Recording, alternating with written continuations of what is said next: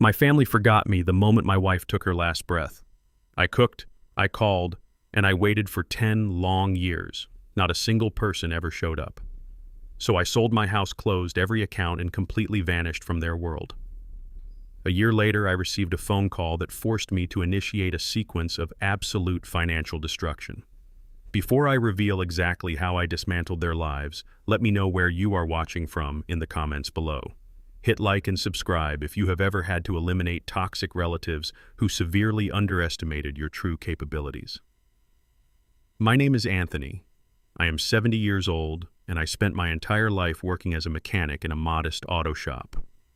I sit in my dark kitchen tonight staring at a pristine, untouched plate of roasted chicken and sweet potatoes. Naomi, my beautiful wife, died exactly 15 years ago today. I learned her favorite recipe to keep her memory alive. For the past 10 years, I have prepared this exact meal on this exact date, waiting for my biological daughter Alicia to walk through the front door and share our grief. She never arrived. I light a solitary candle and place it in the center of the mahogany table. The wax melts slowly, dripping onto the polished wood, reflecting the quiet desolation of my existence. I raised Alicia to value loyalty and compassion, working overtime so she could attend the best private schools in the city. Now she views my quiet neighborhood as an embarrassment. The food grows cold. The silence in the room presses against my chest, heavy and suffocating. The fragile illusion of family finally shatters completely in the quiet, unforgiving dark, leaving me entirely alone with absolute clarity and unyielding resolve. I slowly pick up my cell phone and dial Alicia's number. The phone rings 4 times before she finally answers. Loud music and the obnoxious clinking of expensive crystal glasses flood the receiver. She's attending a high-end charity gala downtown. Before I can even utter a single syllable, a harsh, dismissive voice takes over the line. Ethan, her wealthy corporate husband, snatches the phone directly from her hands. He speaks to me with utter disdain, his tone dripping with unearned superiority. He sneers about my worn clothes and loudly mocks the vintage truck I proudly rebuilt with my own hands. Ethan arrogantly commands me to stop bothering them during important business hours, claiming my presence is a miserable distraction to their success. He hangs up abruptly, severing the connection with a sharp digital click. The dial tone rings in my ear, steady and mocking. That singular moment destroys the final thread of my enduring patience. Any lingering affection I held for my daughter evaporates instantly, replaced by a cold, calculated fury. They view me as a pathetic old man clinging to the past, assuming my life amounts to nothing more than grease stains and rust. They believe I am weak. They believe I am poor. They do not realize they are poking a sleeping bear. I place the phone face down on the kitchen counter. I do not shed a single tear for the family I just lost. I stand up straight, feeling a sudden surge of monumental power coursing through my veins. The days of playing the humble, forgiving father are officially over. I wipe the imaginary dust from my worn, calloused hands and walk deliberately toward my private study, preparing to unleash a brutal storm they will simply never survive, no matter how incredibly hard they try. Before reaching my study, I step out onto the front porch to check the mailbox. The night air is crisp, biting at my face, a stark contrast to the boiling anger deep inside me. I pull out a stack of junk mail and utility bills, sifting through the mindless paper clutter. At the very bottom of the pile, a thick, heavy envelope catches my eye. It bears the gilded seal of a prominent downtown corporate law firm. The letter is addressed directly to my daughter, Alicia, but was misdelivered to my residence due to a careless clerical error. I tear the envelope open without a single second of hesitation. I pull out a dense legal document titled Petition for Medical Guardianship and Asset Reallocation. I read through the sterile, calculated paragraphs outlining a horrific betrayal. Ethan and Alicia have officially drafted a formal plan to declare me legally incompetent, claiming I suffer from severe dementia. Their ultimate goal is clearly stated in black and white. They intend to seize my modest property, forcibly commit me to a state-run nursing home, and bulldoze this very house.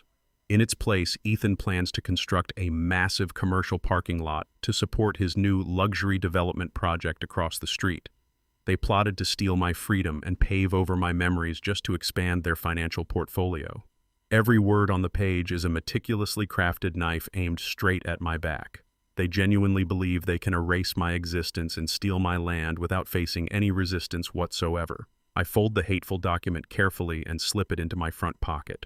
The absolute audacity of their scheme solidifies my resolve. They have crossed a boundary that can simply never be uncrossed, permanently sealing their absolute downfall and guaranteeing their impending total ruin. I turn around, stepping back inside, and lock the heavy wooden door behind me, sealing out the harsh, chilling wind.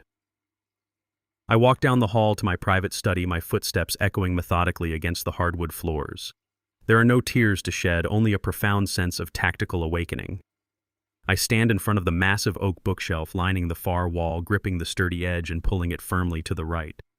The entire structure glides silently along a hidden track, revealing a solid steel wall safe embedded deep within the masonry. I punch in the secure combination, twisting the heavy iron handle. The vault clicks open with a satisfying mechanical clunk.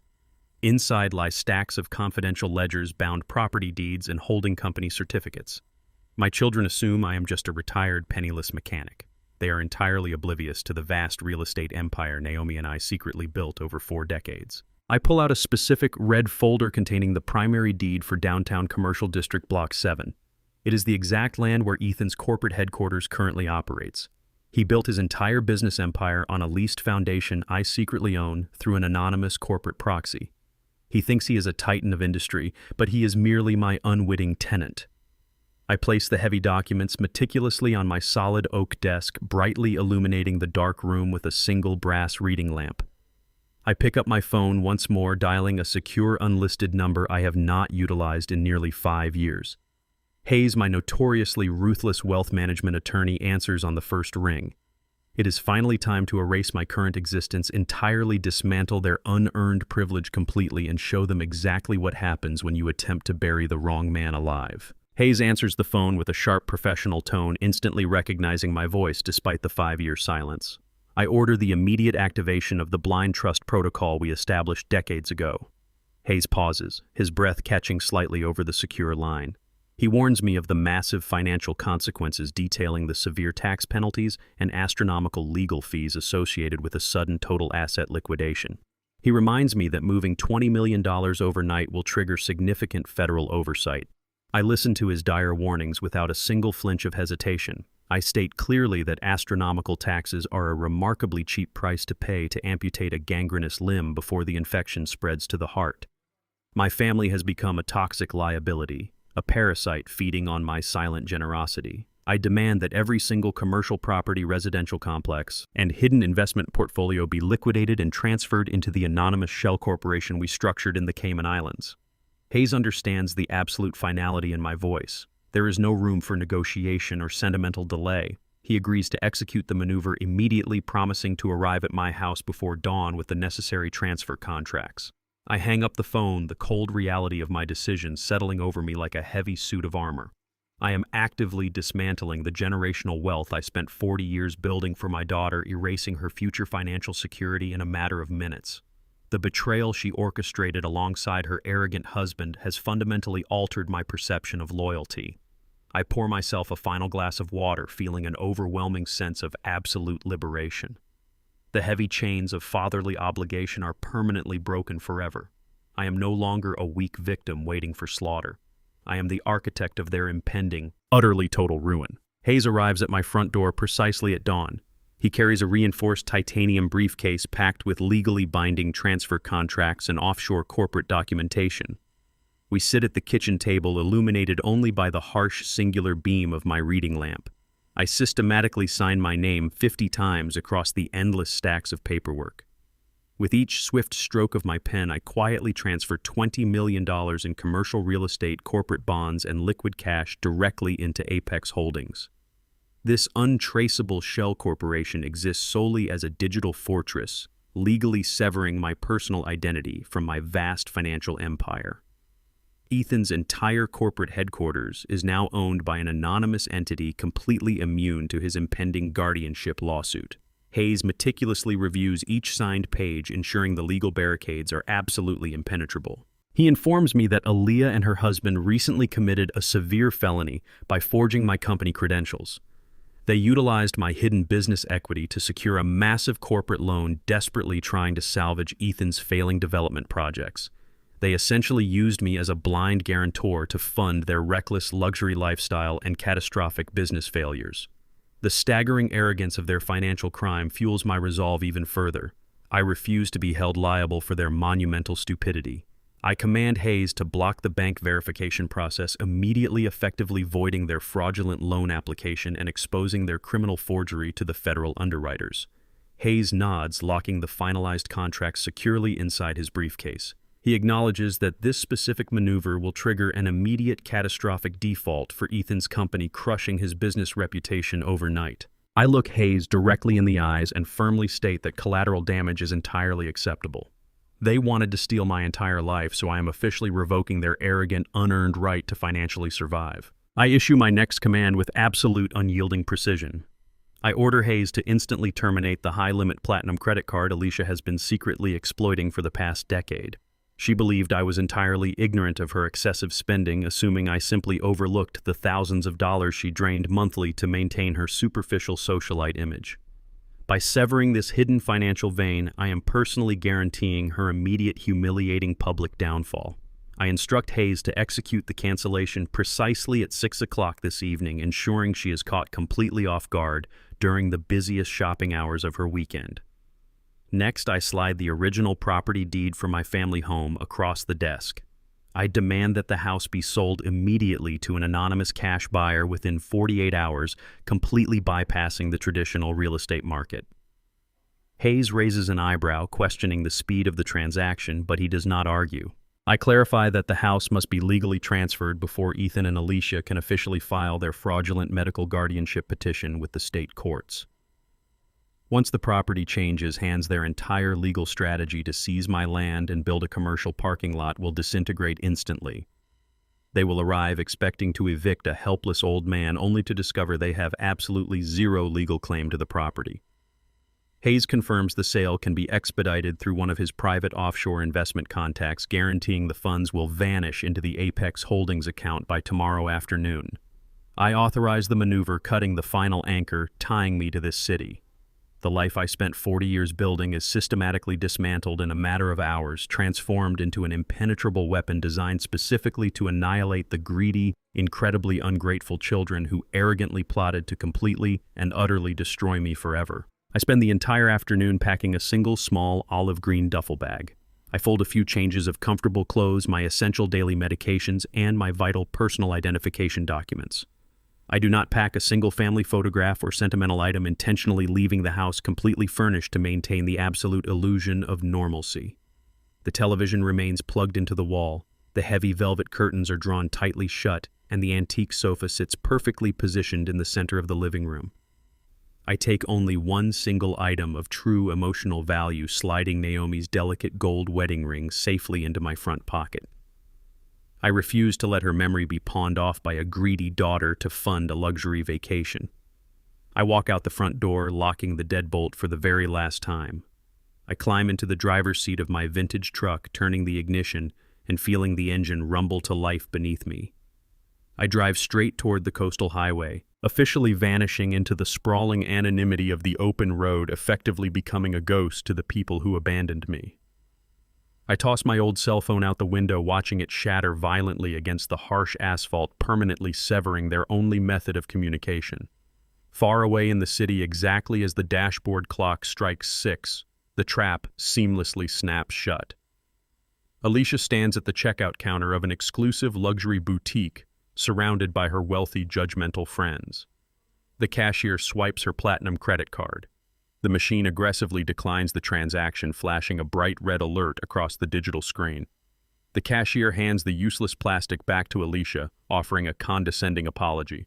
The public humiliation strikes her like a physical blow, marking the brutal, undeniable beginning of her complete financial collapse and inescapable ruin. Alicia stands frozen at the marble counter of the high-end boutique, clutching a designer handbag she fully expects her father to subsidize. The cashier slides her heavy platinum card across the reader a third time, offering a practiced, condescending smile that cuts right through Alicia's manufactured confidence. Her wealthy friends whisper behind their hands, exchanging looks of poorly concealed amusement. The machine flashes a persistent, unapologetic red decline message. Alicia snatches the card back, her cheeks burning with sudden, uncharacteristic shame. She aggressively demands the manager, but the staff merely offers to hold the items while she contacts her bank. Alicia turns around and storms out of the store, leaving her so-called friends behind without a single backward glance. She sits in the driver's seat of her luxury imported vehicle, gripping the leather steering wheel until her knuckles turn white. She spent the last decade using this specific card to quietly drain Anthony's accounts, treating his hard-earned money as her personal entitlement fund while openly mocking his frugal lifestyle. She pulls out her phone and furiously dials her father's number, ready to scream at him for daring to disrupt her afternoon. The line is completely dead.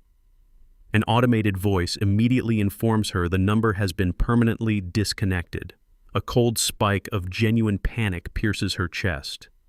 Anthony never changes his phone number. He kept the exact same line active for 15 years, explicitly holding out hope that she might one day call him on the anniversary of her mother's passing. The stark reality of the disconnected tone forces Alicia to confront a scenario she never considered possible. Her silent, dependable financial anchor has suddenly severed the line. She starts the engine and aggressively pulls into traffic, determined to confront the old man and rapidly reestablish her complete dominance today. Alicia speeds through the quiet residential streets, her rage mounting with every passing block. She arrives at her father's modest home, preparing to unleash a torrent of verbal abuse. She stomps onto the front porch and aggressively jams her spare key into the deadbolt. She twists the metal, forcefully pushing the heavy wooden door open with a loud thud. Instead of finding Anthony sitting in his usual armchair, she stops dead in her tracks. A strange family is gathered around the mahogany dining table, calmly eating their evening meal. The scent of roasted chicken fills the air, but these people are complete strangers. The tall, broad-shouldered man immediately stands up, his expression hardening as he positions himself between Alicia and his frightened children. He firmly demands to know who she is and why she just broke into his private residence.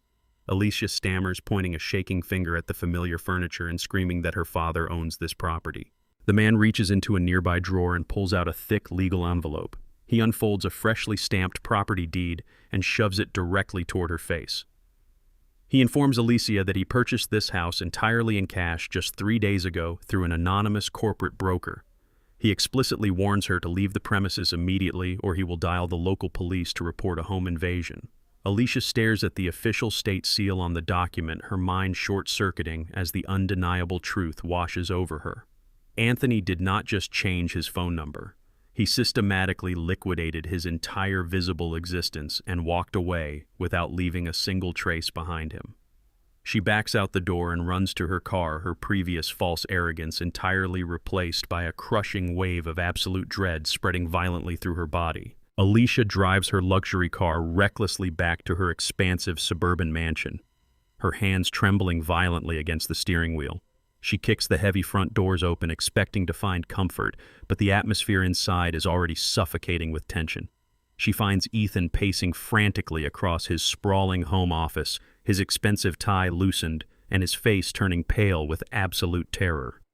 He is shouting furiously into his cell phone, aggressively slamming his fist down onto the glass desk. He finally ends the call and heavily stares at Alicia with wild, bloodshot eyes.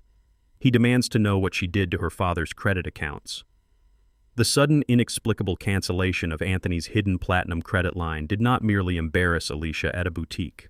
It severely damaged her artificial credit history, triggering an automatic federal audit across their joint financial portfolio. This sudden audit instantly exposed Ethan's dangerous web of highly leveraged corporate loans to his ruthless private creditors. The very foundation of his entire commercial real estate empire depended heavily on Alicia's pristine financial standing, which was secretly being artificially inflated by Anthony's massive silent wealth. Without that hidden pillar of support, the banks realize Ethan lacks the required liquidity to maintain his upcoming development project. His lenders are officially threatening to recall his massive loans immediately.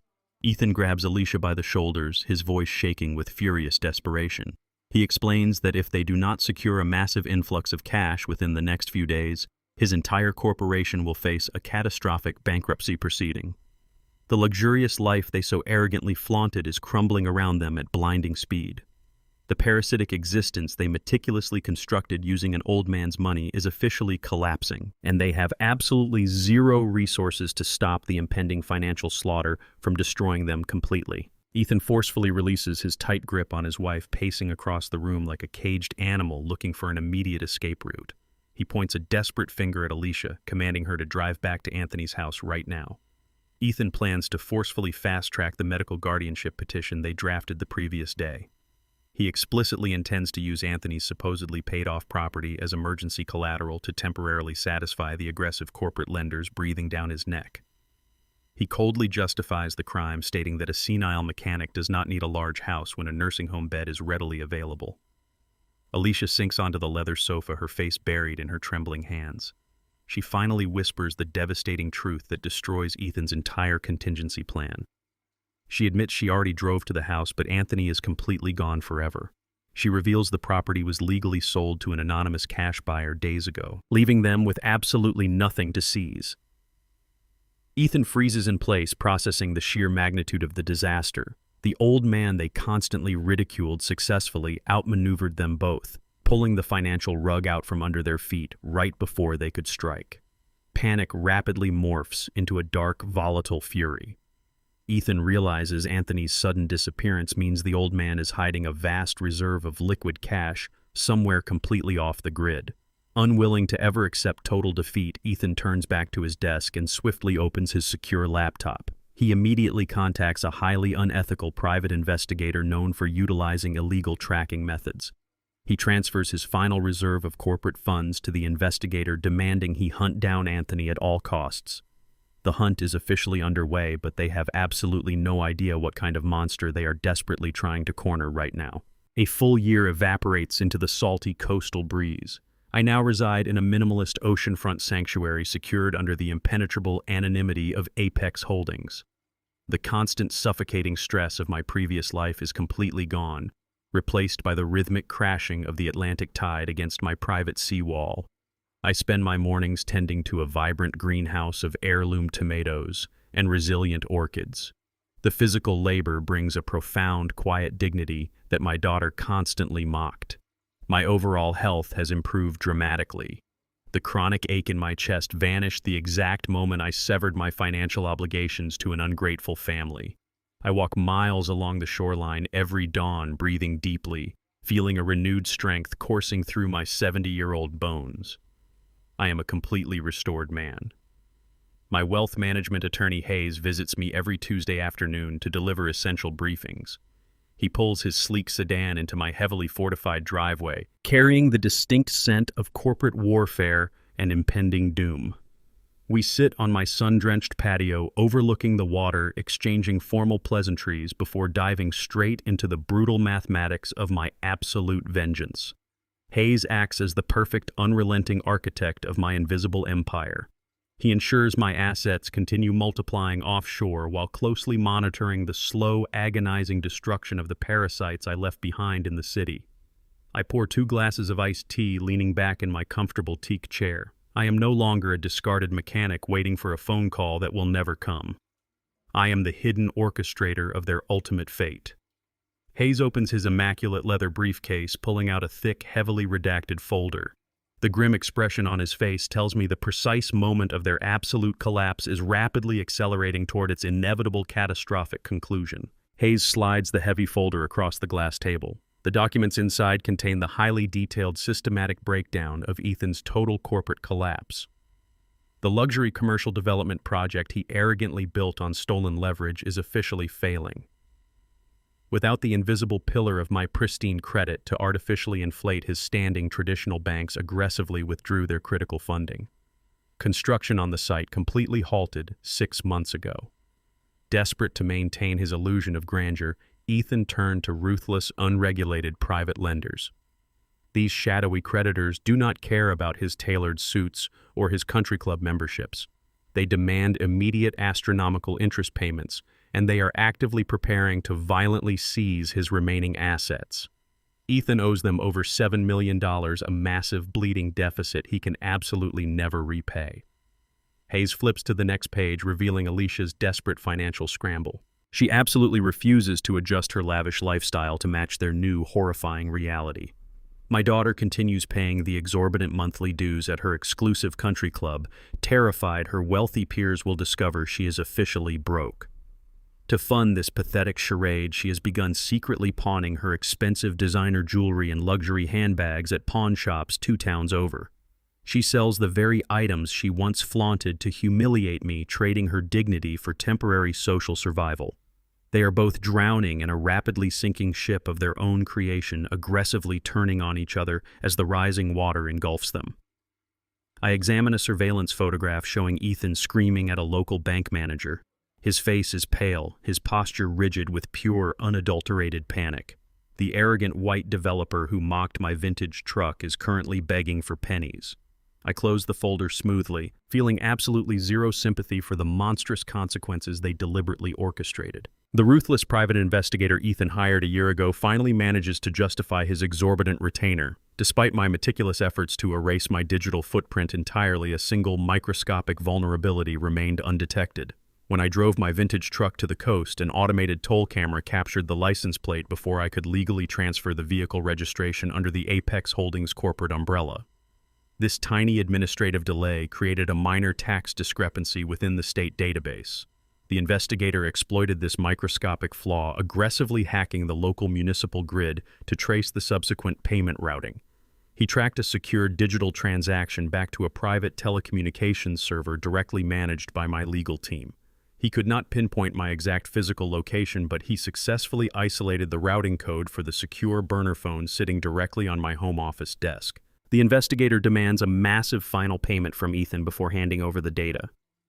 Ethan, entirely devoid of liquid cash, forces Alicia to pawn her last remaining diamond necklace to secure the critical information. The investigator slides a slip of paper across a dirty diner table, providing Alicia with the private encrypted 10-digit number. He strictly guarantees the line connects directly to the old man they are hunting. Alicia clutches the paper as if it holds the key to her ultimate salvation, completely unaware that she is actively walking into a carefully constructed trap. She believes contacting me will instantly resolve their horrific financial nightmare. She assumes I am still the submissive, forgiving father willing to sacrifice everything to protect her from harm. The private investigator walks away entirely washing his hands of their impending ruin. Alicia races back to her foreclosed mansion, clutching her cellular device tightly, foolishly preparing to execute her absolute final emotional manipulation. I sit calmly on my oceanfront patio, savoring a freshly brewed cup of dark roast coffee. The morning sun reflects brightly off the churning waves, casting a warm golden light across the reinforced glass doors of my secure estate. The peace of my coastal refuge is absolute, undisturbed by the chaotic misery consuming the city hundreds of miles away. Suddenly, a sharp, unfamiliar electronic ringing fractures the perfect silence. I turn my head slowly. The sound originates from the secure burner phone resting on the heavy teak side table. My blood turns to ice for a fraction of a second. Hayes is the only human being on Earth who possesses this highly encrypted number, and he is currently sitting exactly 3 feet away from me. Hayes stares at the ringing device, his professional composure briefly slipping into genuine shock. We both instantly realize the perimeter of our digital fortress has been breached. I reach out with a steady hand and pick up the vibrating phone. I press the green button to accept the incoming call, bringing the speaker close to my ear. I do not say a single word. I simply breathe and listen intently to the dead air on the other side. A loud, exaggerated sob pierces the silence. Alicia's voice violently erupts through the speaker, thick with entirely fabricated agony. She wails my name repeatedly, weaponizing fake tears to manufacture a sickening illusion of profound filial distress. She practically begs me to come back home, crying that she is absolutely terrified and desperately needs her beloved father right now. She delivers a flawless theatrical performance designed specifically to manipulate my deeply buried emotions. The ultimate trap is officially set, completely forcing me to enact my absolute final revenge on them. Alicia's voice vibrates through the secure speaker, trembling with a perfectly engineered sorrow. She wails my name, drawing out the syllables with a theatrical desperation designed to shatter a father's heart. She claims she has spent every single day of the past year searching for me, terrified that something horrible had happened to her beloved father. She spins a pathetic narrative of sleepless nights and endless anxiety, painting herself as a devoted daughter entirely broken by my sudden disappearance. She insists her life is empty without my guidance, begging me to come back home so we can rebuild our fractured family. I sit motionless in my teak chair, listening to the performance with absolute chilling detachment. The ocean breeze brushes against my face, entirely unaffected by the toxic melodrama pouring from the phone. I do not interrupt her fabricated agony. I let her weave her web of lies, recognizing every calculated pause and every manufactured sob. I remember the exact tone she used when she was a teenager, faking tears to avoid the consequences of crashing my vintage truck. It is the exact same manipulative inflection she utilized 10 years ago to excuse missing her mother's funeral. She assumes I am still that gullible mechanic desperately starved for a singular crumb of her affection. She believes a few fake tears will instantly erase a decade of profound disrespect and calculated elder abuse. Hayes sits across from me, watching my expression with silent vigilance. He knows I am completely immune to the poison she is attempting to feed me. I allow her to reach the dramatic crescendo of her performance, waiting for the precise moment she runs out of breath. The heavy silence stretches across the secure connection, exposing the sheer emptiness of her fraudulent emotional display entirely right now. I cut through the suffocating silence with a voice completely stripped of emotion. I do not ask how she found my secure number. I do not offer a single word of comfort. I simply state a highly specific, undeniable figure. I inform her that Ethan is currently defaulting on a private commercial loan totaling exactly $7,420,000. The line goes dead silent. The manufactured sobbing ceases instantly, replaced by the sharp, ragged intake of genuine panic. My daughter realizes in a fraction of a second that her carefully rehearsed performance has crashed into a concrete wall of undeniable facts. I calmly elaborate on the impending financial disaster, detailing the aggressive interest rates and the ruthless nature of the private creditors hunting her husband. I mention the foreclosure notices pending on her sprawling suburban mansion and the luxury vehicles she can no longer afford to maintain. The absolute stillness on the other end of the phone serves as a total admission of guilt. She did not spend a year searching for a father she genuinely missed. She spent a year hunting for a financial lifeline to rescue her sinking ship. The emotional mask slides off completely, revealing the desperate, cornered scavenger hiding underneath. She realizes I have meticulously monitored her humiliating downfall from afar, fully aware of every single pawnshop visit and bounced check. The profound power dynamic shifts irrevocably in this singular moment. I am no longer the oblivious victim she plotted to commit to a state nursing home. I am an omniscient observer presiding over her destruction. I wait for her to process the terrifying reality that her father possesses resources and intelligence far beyond her arrogant comprehension, completely cornering her in a trap of her own incredibly greedy design right now. Alicia's shock dissolves rapidly into an ugly defensive rage. Realizing her emotional manipulation has utterly failed, she drops the victim act and goes on the offensive. Her voice turns vicious, demanding her rightful inheritance immediately. She screams that she is legally entitled to half the proceeds from the sudden sale of my family home, viewing my property as her personal safety net. She accuses me of hoarding her mother's legacy, entirely blind to the supreme irony of her selfish demands. I remain utterly calm, letting her aggressive entitlement echo across the patio. I sip my dark coffee and prepare to deploy the most dangerous piece of bait in my entire arsenal. I feed her a meticulously crafted lie designed to exploit her insatiable greed. I tell her that I did not spend the money from the house sale. Instead, I claim I combined it with a secret retirement fund, placing exactly $3 million into a secure joint legacy account at a specific federal bank branch downtown. I emphasize that this substantial wealth was always intended for her future. I describe the account as a protected high-yield trust completely insulated from Ethan's current business bankruptcy. Alicia stops screaming, her breath hitching, as the prospect of $3 million floods her desperate mind. I carefully explain the singular condition attached to this fabricated fortune. I inform her that the legacy account operates under a strict dual-signature mandate. It requires both my verified signature and her physical presence at the bank to authorize any massive withdrawal. I am offering her the ultimate lifeline wrapped in an illusion of fatherly obligation. She swallows the bait instantly, her toxic ambition completely overriding her basic common sense and plunging her directly into my flawlessly executed, absolutely inescapable legal snare without a single second of hesitation. I provide Alicia with a highly specific, legitimate-sounding account routing number, dictating the digits slowly so she can write them down. I reiterate that the funds are completely locked until my signature is officially verified on a withdrawal mandate. Before she can ask a single follow-up question or demand my physical presence, I abruptly disconnect the call. I pull the battery from the secure burner phone and hand the device to Hayes, who drops it into a portable shredder. The line of communication is permanently severed once again. Hundreds of miles away, Alicia stares at the numbers scribbled frantically on a torn receipt. The sheer magnitude of the fabricated $3 million completely blinds her to the extreme tactical danger. She immediately rushes to Ethan's home office, shoving the routing number into his hands and repeating my exact instructions. Ethan's desperate, over-leveraged mind races as he processes the information. They are both cornered animals facing total financial annihilation, making them perfectly susceptible to a dangerous shortcut. They entirely ignore the suspicious nature of the call, the sudden availability of massive wealth, and the glaring inconsistencies in my behavior.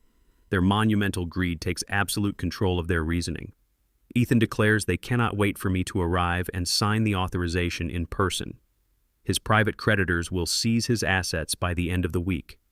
He decides there is only one viable option to access the legacy account immediately. They agree to forge my legal signature on a withdrawal mandate and present it to the federal bank tomorrow morning. They truly believe they are outsmarting a senile old mechanic walking willingly into the devastating federal honeypot Hayes and I constructed specifically to lock them in a concrete prison cell forever and entirely guarantee their permanent, completely unrecoverable, utter destruction today. Ethan clears his sprawling glass desk, sweeping aside aggressive final demands from his private lenders. He sets up a bright tracing board, placing a stolen copy of an old vehicle registration card bearing my authentic signature directly beneath a blank federal bank withdrawal mandate. The harsh clinical light illuminates his pale, sweating face as he meticulously traces the loops and sharp angles of my handwriting.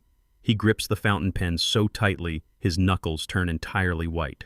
Alicia paces the hardwood floor of his home office, clutching a nearly empty glass of expensive wine she can no longer afford.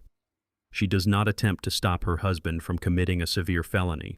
Instead, she actively rationalizes the impending theft, muttering that this $3 million rightfully belongs to her exclusive bloodline. She loudly complains that I stole the legacy of her mother, entirely rewriting history to paint herself as a deprived victim, rather than a spoiled parasite who drained my resources for decades. She convinces herself that forging a signature is simply reclaiming what her absent father unfairly withheld.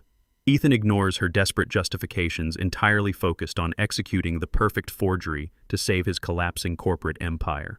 He practices my signature 40 different times on scrap paper, destroying each failed attempt in a heavy mechanical shredder. He views my name merely as a locked door standing between him and absolute salvation.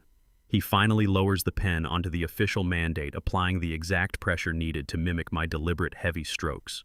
The black ink dries on the fraudulent document sealing their criminal conspiracy. Ethan lifts the paper to the light, inspecting his handiwork with a grotesque, arrogant smirk. They plunge willingly into the abyss, entirely blinded by the intoxicating illusion of instant, unearned wealth available right now to claim today. The morning sun barely crests the city skyline when Ethan confidently struts toward the central branch of the federal bank. He wears his absolute finest bespoke suit, projecting a flawless aura of staggering wealth and undeniable corporate dominance. He believes his visual presentation will effortlessly intimidate any basic employee into skipping standard verification protocols. Ethan pushes through the heavy revolving glass doors, completely bypassing the regular queue of ordinary customers. He marches directly toward the senior teller station with extreme arrogance, slapping the forged withdrawal mandate onto the polished marble counter. He demands an immediate wire transfer of $3 million directly into his primary corporate holding account, citing a fabricated, highly urgent real estate acquisition. The senior teller, a meticulously trained veteran of the financial sector, examines the mandate with a practiced, neutral expression. She notes his demanding tone but remains entirely unfazed by his aggressive posturing. She respectfully asks for his primary identification and my corresponding authorization details, perfectly adhering to the strict federal guidelines I personally ensured were attached to this specific honeypot account. Ethan sighs loudly, rolling his eyes to perform the role of an incredibly inconvenienced billionaire. He slides his platinum identification card across the counter, firmly stating that my signature alone legally compels the bank to release the funds without any further delay. He crosses his arms confidently, expecting the teller to simply apologize and process the massive transaction immediately. He completely fails to comprehend that he is actively standing inside a beautifully designed trap. Every single word he speaks and every document he presents cements his undeniable guilt. The illusion of his absolute superiority is about to shatter spectacularly, but for now, he simply stands there, arrogantly waiting for stolen money he will absolutely never receive in his entire lifetime, starting right now. The teller maintains her pleasant, perfectly neutral composure while her fingers move swiftly across the mechanical keyboard. She types the unique 9-digit routing number Alicia so eagerly wrote down. The very instant she presses the final enter key, the bank terminal completely freezes. The standard blue transaction screen instantly shifts to a solid flashing red alert interface. This is not a typical administrative hold or a minor insufficient funds notice. This specific legacy account was explicitly engineered by Hayes as an impenetrable federal honeypot. It was strictly flagged at the highest levels of the financial system to instantly detect any unauthorized access, identity theft, or wire fraud attempts. A silent alarm immediately dispatches an urgent digital distress signal directly to the Regional Federal Fraud Division and the internal bank security network. The teller reads the classified directives flashing silently on her monitor, perfectly understanding the extreme severity of the situation. She looks up at Ethan, offering a reassuring, deeply apologetic smile designed entirely to keep him anchored at her window. She politely informs him that a transfer of this massive magnitude requires a brief secondary authorization from the branch manager. She kindly asks him to wait just one single moment while she verifies the clearing codes. Ethan scoffs audibly, straightening his silk tie and loudly complaining about the pathetic inefficiency of modern retail banking. He genuinely believes the delay is merely a minor bureaucratic inconvenience beneath his exalted corporate status. He checks his expensive watch, completely oblivious to the fact that his fate is already sealed. The silent alarm continues, broadcasting its invisible siren, drawing the absolute full weight of federal law enforcement directly toward his arrogant stance. He has irrevocably triggered the devastating financial landmine I buried specifically to destroy his entire life forever, starting right now today. The branch manager promptly emerges from his private back office carrying 2 steaming cups of premium coffee. He approaches Ethan with exaggerated deference, offering the beverage to expertly stall the impatient developer. Ethan takes the cup with a smug, highly satisfied grin, lecturing the manager about the absolute necessity of accelerating executive wire transfers. He boasts loudly about his massive corporate holdings, completely unaware that his company is actively bleeding to death. Less than 3 minutes later, the heavy glass doors of the bank lobby are violently pushed open. 2 stern federal agents stride into the building wearing dark tactical jackets bearing official agency insignias. They are immediately followed by 3 armed uniformed security officers who swiftly lock down every single exit, securing the entire perimeter. The lively hum of the busy banking floor instantly drops into a terrifying, dead silence. The wealthy clients freeze in absolute shock as the agents march directly toward the teller station. The manager smoothly steps backward, creating a clear physical path. Ethan finally notices the approaching officers, his arrogant smirk melting into a mask of pure, unadulterated confusion. The lead federal agent loudly calls out his full legal name, ordering him to place his hands visibly on the marble counter. Ethan stammers indignantly, attempting to assert his corporate dominance, demanding to know the meaning of this horrific outrage. The agent ignores his pathetic protests entirely. He grabs his wrists, twisting them forcefully behind his back. The sharp metallic click of heavy steel handcuffs echoes loudly across the silent lobby. The agent loudly reads Ethan his federal rights, officially charging him with attempted bank fraud, major identity theft, and severe criminal forgery. Ethan is thoroughly destroyed, publicly humiliated, and violently dragged away into the back of a waiting federal vehicle, starting his absolute ruin today. Ethan stands completely motionless in the harsh fluorescent glare of the federal holding cell. The heavy metal door clangs shut behind him, sealing his humiliating transition from a wealthy corporate developer to a federal inmate. A disinterested guard gestures toward a battered wall phone, informing Ethan he has exactly 1 phone call before processing begins. Ethan snatches the receiver, his hands trembling violently as he punches in Alicia's number. He expects his wife to answer with immediate frantic support. He expects her to leverage their remaining resources to secure his instant release. The phone rings 6 times before she finally picks up. Ethan does not waste a single second on pleasantries. He aggressively orders Alicia to liquidate her personal stock portfolio immediately to cover his astronomical federal bail. He assumes she will comply without a single question, demanding she transfer the funds before the evening news cycle broadcasts his arrest to their social circle. He barks rapid instructions, entirely focused on his own immediate salvation, and completely oblivious to the catastrophic consequences his demands place upon her. He views her assets simply as an extension of his own corporate power. He forcefully reminds her that my sudden disappearance and the unexpected failure of the legacy account trap were unforeseeable disasters, claiming he took a necessary risk to save their lifestyle. He demands absolute loyalty and immediate financial compliance. He waits for her to confirm the transfer, desperately gripping the plastic receiver as the cold reality of his federal detainment slowly begins to crush his arrogant spirit. He assumes his marriage operates as a tactical alliance, entirely blind to the fact that his wife is just as ruthless and self-serving as he is. Alicia listens to Ethan's frantic demands with chilling, absolute silence. She stands in the expansive foyer of their foreclosed mansion, surrounded by the physical remnants of their crumbling empire. She processes his aggressive orders not as a desperate plea from her husband, but as a massive, unacceptable threat to her own personal survival. She calculates the brutal mathematics of his federal fraud charge. She realizes that liquidating her carefully preserved stock portfolio to post a massive federal bail will instantly drain her last remaining financial safety net. She refuses to sink her own ship just to keep him afloat for a few more days. Her voice drops an octave, completely devoid of any matrimonial affection.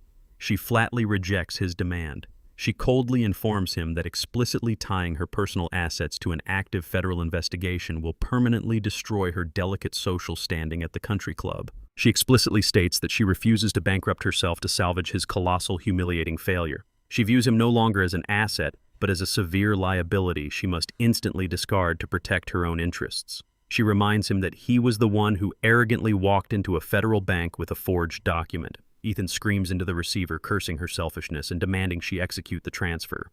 Alicia simply pulls the phone away from her ear and presses the red button. She hangs up on her husband, deliberately abandoning him to rot inside a concrete federal cell. She turns away from the phone, immediately dialing her own private attorney to secure a rapid divorce filing before the government attempts to seize her remaining accounts.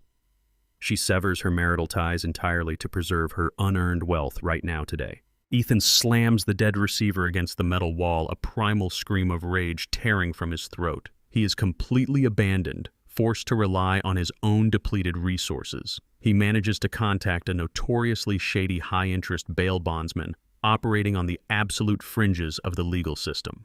The bondsman arrives at the federal detention center hours later, demanding exorbitant collateral before he risks his capital on a high-profile fraud case.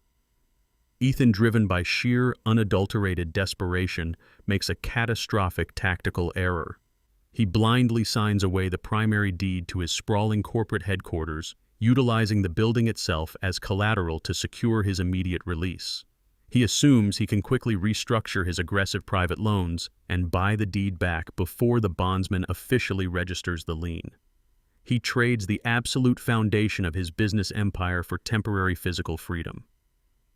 Ethan steps out of the detention center late that evening, exhausted, humiliated, and operating on pure adrenaline. He immediately hails a cheap taxi, directing the driver straight to his downtown corporate office.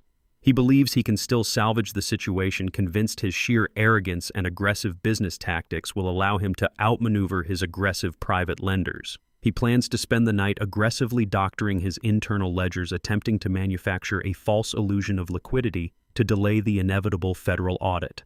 He walks through the glass doors of his building, entirely oblivious to the fact that his desperate collateral maneuver has already triggered a fatal sequence of events he is completely powerless to stop.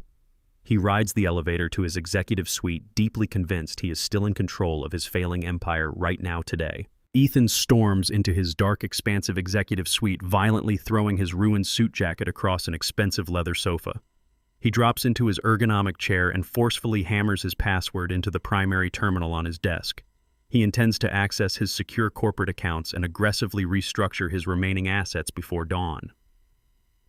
The screen flickers to life, but instead of displaying his familiar financial dashboards, a stark, uncompromising notification completely dominates the monitor.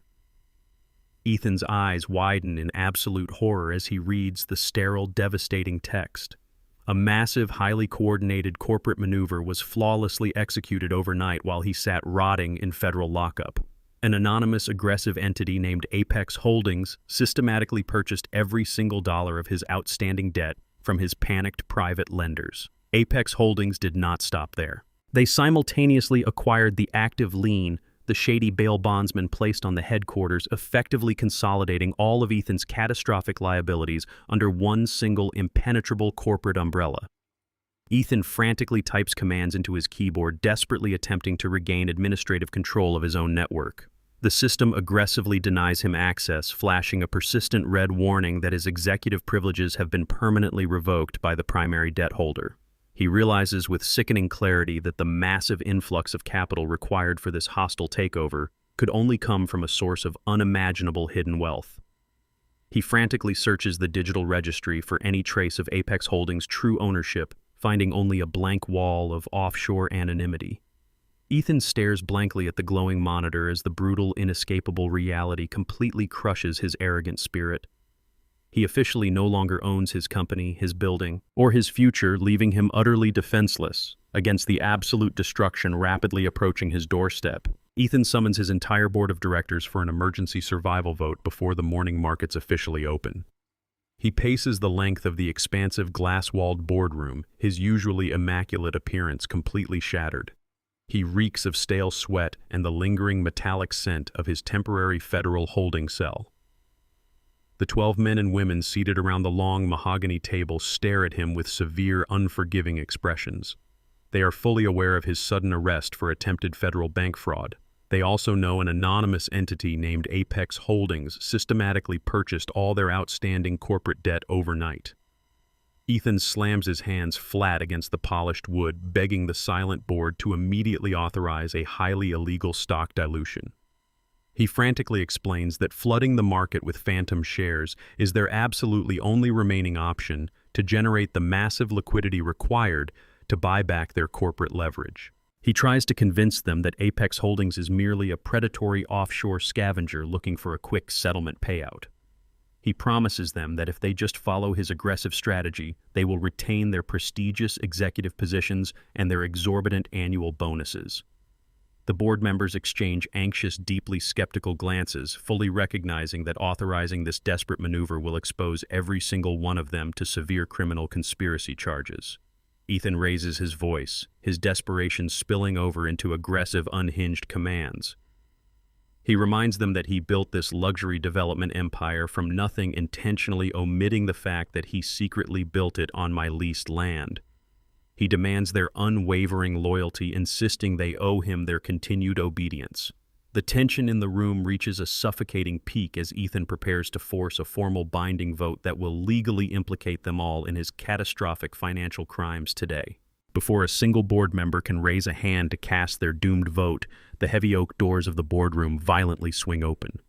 The sudden noise echoes like a gunshot across the tense, silent room.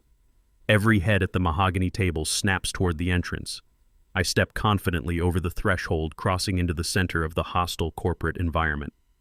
I am no longer wearing the faded denim work shirts and grease-stained boots they always associated with my identity. I am dressed in a flawless, custom-tailored charcoal suit, projecting an aura of absolute, uncompromising authority. Hayes walks closely behind me, his expression entirely devoid of emotion, carrying a thick leather briefcase containing the instruments of their destruction. Ethan freezes at the head of the table, his mouth falling open in a display of pure, unadulterated shock. He stares at me as if I am an impossible apparition, completely unable to reconcile the pathetic, submissive mechanic he plotted to institutionalize with the powerful man currently commanding the room. The board members shrink back in their expensive leather chairs, sensing an immediate and overwhelming shift in the room's power dynamic. They do not know my face, but they instantly recognize the cold, calculating posture of a true apex predator stepping into his rightful territory. I slowly walk the entire length of the boardroom, allowing my deliberate footsteps to heighten the agonizing suspense. I stop directly opposite Ethan, staring him down with unyielding intensity. He expects me to scream to demand an explanation for his horrific betrayal, or to beg him for mercy. Instead, I offer him nothing but a terrifying absolute silence. The sheer weight of my unspoken authority completely paralyzes the room, effectively establishing my absolute dominance over his entire fractured empire right now today. Ethan abruptly shatters the silence, his initial shock rapidly dissolving into a frantic defensive rage. He aggressively points a trembling finger in my direction, screaming for the building security team to immediately remove the crazy old mechanic from his private executive suite. He wildly claims that my sudden appearance is undeniable proof of the severe dementia he and Alicia fabricated, desperately attempting to maintain his crumbling facade of control. I completely ignore his pathetic screeching commands. I calmly gesture to Hayes, who steps forward and smoothly places his heavy leather briefcase directly onto the center of the polished mahogany table. The brass locks click sharply as Hayes opens the case, withdrawing a massive stack of certified financial documents. I deliberately slide the heavy paperwork across the smooth wooden surface, ensuring every single board member has a clear, unobstructed view of the official seals and authorized signatures. I speak for the very first time, my voice echoing with a low, commanding resonance. I formally introduce myself to the terrified executives as the sole proprietor and primary shareholder of Apex Holdings. I watch the color drain entirely from their faces as they collectively realize the monumental truth. I inform them that I legally hold every single outstanding corporate note, private loan, and aggressive collateral lien tied to their failing development firm. I look directly into Ethan's wide, terrified eyes and explicitly clarify that I am not just the owner of their catastrophic debt. Through the shady bail bondsman he foolishly utilized just hours ago, I am now the absolute legal owner of the very building we are standing in right now. The man who intended to bulldoze my humble family home now firmly holds the deed to his entire commercial universe tightly within his own two hands today. The entire board of directors immediately turns against Ethan, acting with ruthless self-preservation to salvage whatever remains of their personal wealth. They aggressively denounce his illegal stock dilution proposal, loudly proclaiming they will never participate in his fraudulent schemes. The chairman of the board stands up, trembling slightly, and officially offers me their total unconditional surrender. They eagerly vote to strip Ethan of all his executive powers, terminating his position as chief executive officer with immediate effect. Ethan collapses into his chair, entirely broken and publicly humiliated by the very people he once commanded. He stares at me with a hollow, empty expression, finally comprehending the sheer magnitude of the trap he willingly walked into. I do not offer him a single ounce of sympathy. I signal to Hayes, who pulls a flattened cardboard box and a formal eviction notice from the remaining contents of his briefcase. I drop the empty box directly onto Ethan's lap, coldly instructing him to pack his personal belongings and vacate my private property immediately. Two large, muscular security guards enter the boardroom, but they are not there to remove me. They stand firmly behind Ethan, waiting for my explicit command. I inform Ethan that if he refuses to leave quietly, I will have him arrested for trespassing on a corporate premises he no longer owns. Ethan slowly rises, his hands shaking as he drops a few meaningless trinkets into the cheap cardboard box. The security guards grip him firmly by the arms, aggressively escorting the disgraced former executive out of his own corporate headquarters right now. He is shoved into the crowded elevator, descending into absolute financial ruin, while I stand victorious in the boardroom, preparing to unleash the exact same devastation upon my deeply treacherous, unforgiving daughter next. Alicia paces the marble foyer of their foreclosed mansion when the breaking financial news flashes across her tablet screen. The catastrophic headline confirms that Ethan was physically dragged out of his own corporate headquarters by federal agents and stripped of his entire company by Apex Holdings. A suffocating wave of pure panic crashes into her chest. She realizes instantly that the luxurious, heavily insulated reality she constructed is completely dead. The terrifying specter of absolute poverty looms directly over her future.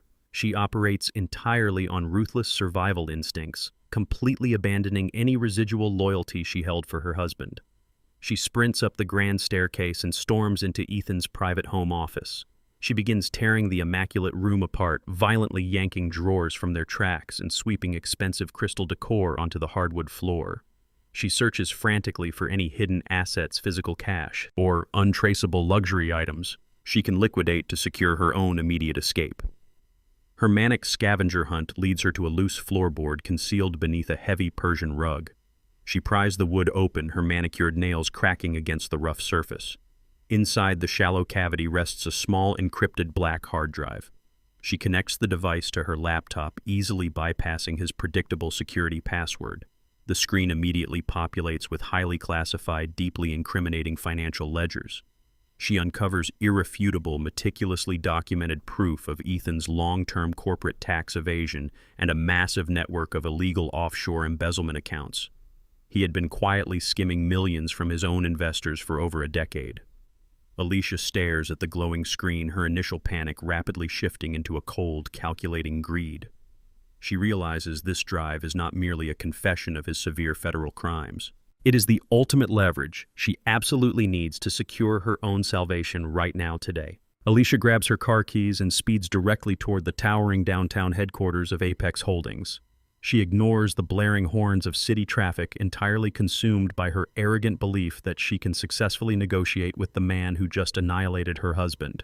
She parks her vehicle illegally and strides through the pristine glass doors of the massive corporate lobby. She completely bypasses the bewildered reception staff, aggressively marching past the security turnstiles with an overwhelming sense of unearned entitlement. She steps into the private executive elevator and rides it directly to the top floor. She bursts through the heavy oak doors of my spacious executive suite without knocking, entirely disrupting the quiet professionalism of the room.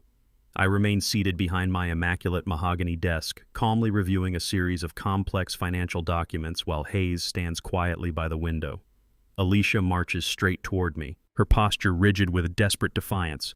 She violently slams the encrypted black hard drive directly onto the center of my desk. She looks me straight in the eyes, her voice dripping with pure transactional greed.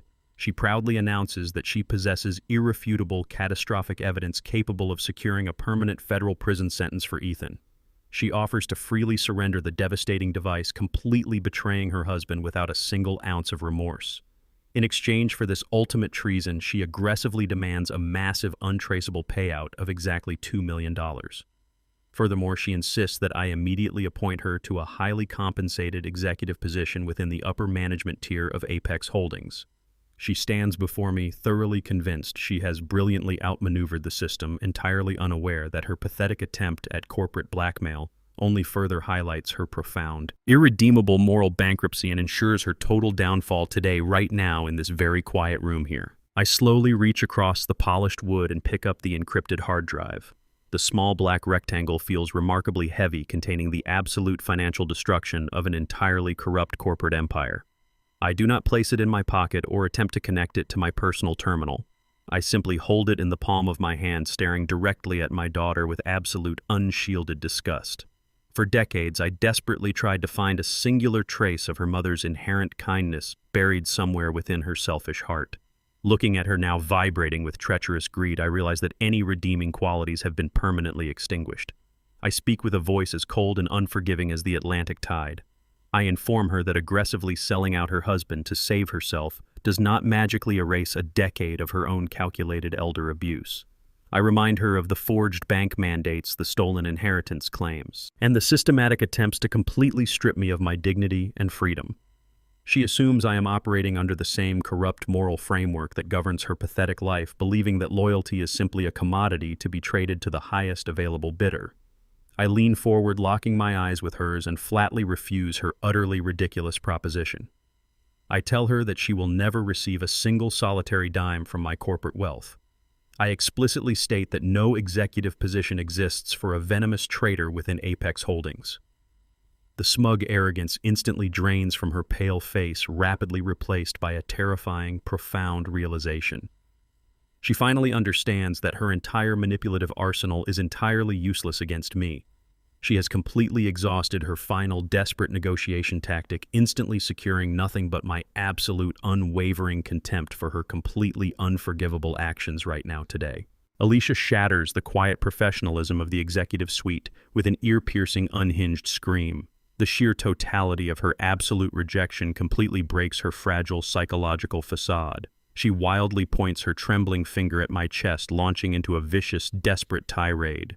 She aggressively threatens to utterly destroy my pristine corporate reputation by fabricating horrific lies to the national financial press. She promises to paint me as a ruthless monster who deliberately ruined his own loving family for pure financial sport. I do not flinch completely, unmoved by her pathetic, flailing attempts at public blackmail. Without breaking eye contact, I calmly reach across the polished mahogany surface and press a concealed silver button installed directly into my heavy desk. The heavy oak doors instantly swing open, admitting two massive, highly trained corporate security guards dressed in immaculate dark suits. They step into the room with silent, terrifying efficiency, immediately flanking my screaming daughter. I offer a brief, dismissive nod. The guards grip Alicia firmly by her upper arms, physically lifting her expensive designer heels entirely off the plush carpet. She thrashes violently, kicking and screaming vile obscenities as they aggressively drag her out of the room and march her directly toward the waiting service elevator. The heavy doors pull shut abruptly, silencing her humiliating, pathetic exit. The quiet authority of the executive suite is instantly restored. I turn away from the entrance perfectly composed and extend my right hand toward Hayes. I pass the encrypted black hard drive directly into his waiting palm. I issue a single, cold directive ordering my wealth manager to immediately forward the catastrophic digital evidence to the Federal Internal Revenue Service. The absolute final devastating nail has been flawlessly driven directly into their shared corporate coffin today, permanently sealing their completely inescapable doom right now. Alicia drives her luxury SUV erratically up the winding private driveway of her suburban estate. Her hands grip the leather steering wheel with white-knuckled desperation following her humiliating expulsion from my corporate headquarters. She slams the brakes, leaving the vehicle idling on the immaculate cobblestone courtyard. A glaring, bright yellow legal document is violently stapled directly to the center of her custom-carved mahogany front door. She rips the heavy parchment from the wood, her eyes scanning the bold, uncompromising legal text. It is a formal, immediate notice of foreclosure executed by the Federal Banking Authority. Ethan's catastrophic default on his unregulated commercial loans has officially triggered the total seizure of their primary residence. The bank has officially locked all their domestic assets and ordered the premises vacated within 24 hours. Her perfectly curated, deeply insulated reality completely shatters right there on the front porch. She realizes she possesses absolutely no financial safety net, no secret inheritance, and no corporate bailout. The sprawling mansion she weaponized to flaunt her superiority over her peers is entirely gone. She kicks the heavy door open, her mind shifting into a frantic, entirely self-serving survival mode. She abandons all pretense of marital solidarity. She races up the grand, sweeping staircase toward the master suite, her heels clicking aggressively against the marble floor. She ignores the expensive artwork and custom furniture, knowing the federal government will confiscate every single item. She violently yanks 3 massive designer suitcases from the top shelf of her walk-in closet, hurling them onto the silk bedspread. She frantically shoves her most expensive jewelry, loose cash, and irreplaceable designer handbags into the luggage. She operates with ruthless efficiency, determined to extract absolutely every ounce of portable wealth before the authorities arrive to physically lock her out. A battered yellow commercial taxi rattles up the driveway, dropping Ethan off near Alicia's idling vehicle. He steps out onto the cobblestone, his bespoke suit thoroughly wrinkled and stinking of the federal detention center. His face is pale and deeply hollowed after discovering the absolute hostile takeover of his entire corporate empire by Apex Holdings. He pushes through the heavy front door, spotting the bright yellow foreclosure notice crumpled aggressively on the foyer floor. The distant, chaotic sound of slamming closet doors echoes down the grand staircase. He trudges heavily up the marble steps, exhausted and seeking a desperate tactical alliance with his wife. He walks into the master suite and finds Alicia violently zipping a bulging designer suitcase shut. She does not stop to ask about his federal arrest or his humiliating night in a concrete holding cell. She completely ignores his physical presence, moving frantically toward her vanity mirror to secure her remaining diamond necklaces. Ethan turns his head toward his private adjacent home office, instinctively checking his hidden emergency reserves. He spots the heavy Persian rug carelessly shoved aside and the concealed floorboard violently ripped open.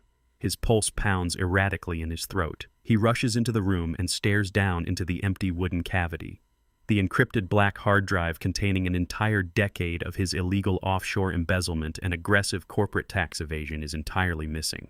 He spins around his eyes, locking onto his frantic wife.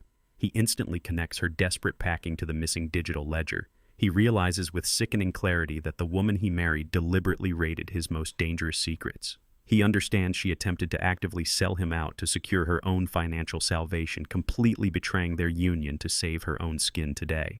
Ethan marches directly back into the master suite, his voice exploding into a vicious, deafening roar. He aggressively confronts Alicia, demanding to know the exact location of his encrypted hard drive. She spins around, entirely dropping her frantic packing to match his explosive rage. She screams right back, viciously mocking his pathetic failure to protect their wealth. She loudly confesses she took the drive directly to my corporate office, proudly admitting she attempted to trade his federal freedom for a $2 million executive payout. Ethan staggers backward, completely horrified by the sheer, unadulterated ruthlessness of her betrayal. He hurls vile accusations across the expansive room, screaming that she is a useless, materialistic parasite who contributed absolutely nothing to his corporate empire. Alicia retaliates, instantly attacking his deepest insecurities. She screams that she only married him for his financial leverage, brutally stating she never loved him and despised his pathetic, desperate need for high society validation. The marble foyer echoes with the shattering of their entirely toxic foundation. Ethan reminds her that she happily spent every single dollar of his stolen, embezzled money to fund her arrogant country club lifestyle. He screams that she is equally complicit in his federal tax evasion. Alicia laughs bitterly in his face, reminding him that the federal government possesses the hard drive with his specific signature on every illegal transaction, completely isolating him as the sole criminal mastermind. They hurl years of hidden resentments, vicious affairs, and calculated financial lies at each other, totally abandoning any lingering pretense of marital loyalty. The luxurious home they built on a foundation of massive deceit transforms into a brutal verbal war zone, leaving their partnership entirely fractured and completely beyond any possible measure of repair or basic reconciliation right now today. Alicia grabs her heavy designer suitcases, hauling them aggressively toward the master bedroom door. Ethan physically blocks her path, his face twisted in a mask of absolute desperation and boiling rage. He demands she stay and help him fight the impending federal indictments, insisting they are still legally bound to survive this catastrophe together. Alicia stares at him with total uncompromising disgust, viewing him as a pathetic sinking anchor guaranteed to drag her down into a federal prison cell. She explicitly informs him that she already instructed her private attorney to file an expedited aggressive divorce petition earlier this morning. She tells him she is permanently legally severing all ties to his ruined name and his massive financial liabilities. Ethan reaches out to grab her arm, begging her not to abandon him when he has absolutely nothing left. She violently slaps his hand away, her eyes burning with pure, selfish hatred. She reaches down to her left hand and forcefully yanks the massive, custom-cut diamond wedding ring off her finger. She violently hurls the expensive piece of jewelry directly at Ethan's chest. The heavy diamond strikes his collarbone before clattering loudly against the polished marble floor, rolling away into the shadows. Alicia steps around his frozen, defeated body, dragging her luggage forcefully down the grand staircase without looking back a single time. The heavy front doors slam shut with a deafening finality, echoing ominously through the cavernous, entirely empty mansion. Ethan stands entirely alone in the silent foyer of a seized house he no longer legally owns. He stares down at the discarded wedding ring, completely isolated, absolutely ruined, and hopelessly waiting for the federal tax authorities to arrive and permanently lock him inside a concrete prison cell forever today. Ethan kneels on the cold marble floor, his fingers tracing the sharp edges of the discarded, glittering diamond wedding ring. The devastating reality of his federal indictment and Alicia's brutal betrayal threatens to completely paralyze his rational mind. Instead of surrendering to the crushing weight of his inevitable imprisonment, a venomous, calculating survival instinct takes absolute control. He remembers a secret, entirely off-the-books emergency fund he buried in a waterproof lockbox beneath the basement floorboards exactly 5 years ago. He rushes down the narrow concrete stairs, tearing away the heavy insulation panels to retrieve exactly $50,000 in unmarked, untraceable bills. He knows traditional legal defense strategies will completely fail against the massive mountain of digital evidence sitting on the federal prosecutor's desk. He needs a ruthless, highly illegal tactical maneuver to entirely dismantle the structural foundation of my corporate assault. Ethan uses an encrypted burner application to contact Dr. Eris Thorne, a notoriously corrupt former medical examiner operating deep within the city's criminal underbelly. Thorne lost his legitimate medical license a decade ago for deliberately falsifying autopsy reports for extremely high-paying syndicate clients. Ethan arranges a covert meeting in a desolate abandoned concrete parking structure on the industrial edge of town. He slides the thick envelope of cash across the damp hood of his vehicle, presenting Thorne with a highly specific treasonous task. Ethan commands the disgraced doctor to meticulously fabricate a comprehensive, completely retroactive medical dossier. He demands official-looking documentation decisively proving I have suffered from rapidly advancing severe senile dementia for the past 3 years. Thorne greedily pockets the massive cash bribe, personally guaranteeing a flawless set of forged psychiatric evaluations perfectly engineered to completely invalidate my cognitive ability. Ethan returns to the shadows, securing the fraudulent weapon he desperately needs to execute his absolute final strike. Ethan's desperate strategy hinges entirely on a highly complex, devastating legal technicality. He intends to forcefully weaponize the fabricated medical records to systematically invalidate every single corporate action I executed under the anonymous shield of Apex Holdings. By legally establishing that I possessed absolutely zero mental capacity during the hostile takeover, he can mandate a federal judge to completely void the aggressive debt consolidation and the subsequent seizure of his commercial properties. The fraudulent psychiatric dossier will act as a massive legal wrecking ball designed to forcefully shatter the ironclad contracts Hayes meticulously registered with the state financial authority. Ethan calculates that successfully nullifying these specific corporate transfers will immediately return complete ownership of the lucrative development firm directly back into his own hands. Regaining his absolute executive authority is the only viable method he possesses to leverage corporate funds, hire a premium defense team, and aggressively fight his impending federal wire fraud indictment. He views my fabricated dementia not merely as a convenient lie, but as his ultimate golden ticket to complete redemption. He plans to publicly frame himself as a tragically misunderstood victim, falsely claiming he was desperately trying to protect his severely impaired father-in-law from predatory wealth managers. He rehearses this sickeningly fake narrative in the dark, perfectly calibrating his tone to project an aura of profound familial concern. He genuinely believes that the American judicial system will blindly side with a polished, fast-talking corporate developer over a discarded blue-collar mechanic. Ethan completely convinces himself that this single manufactured document holds the absolute power to erase all his monumental failures, violently rewrite his catastrophic reality, and instantly restore the luxurious, deeply insulated corporate empire he so arrogantly squandered.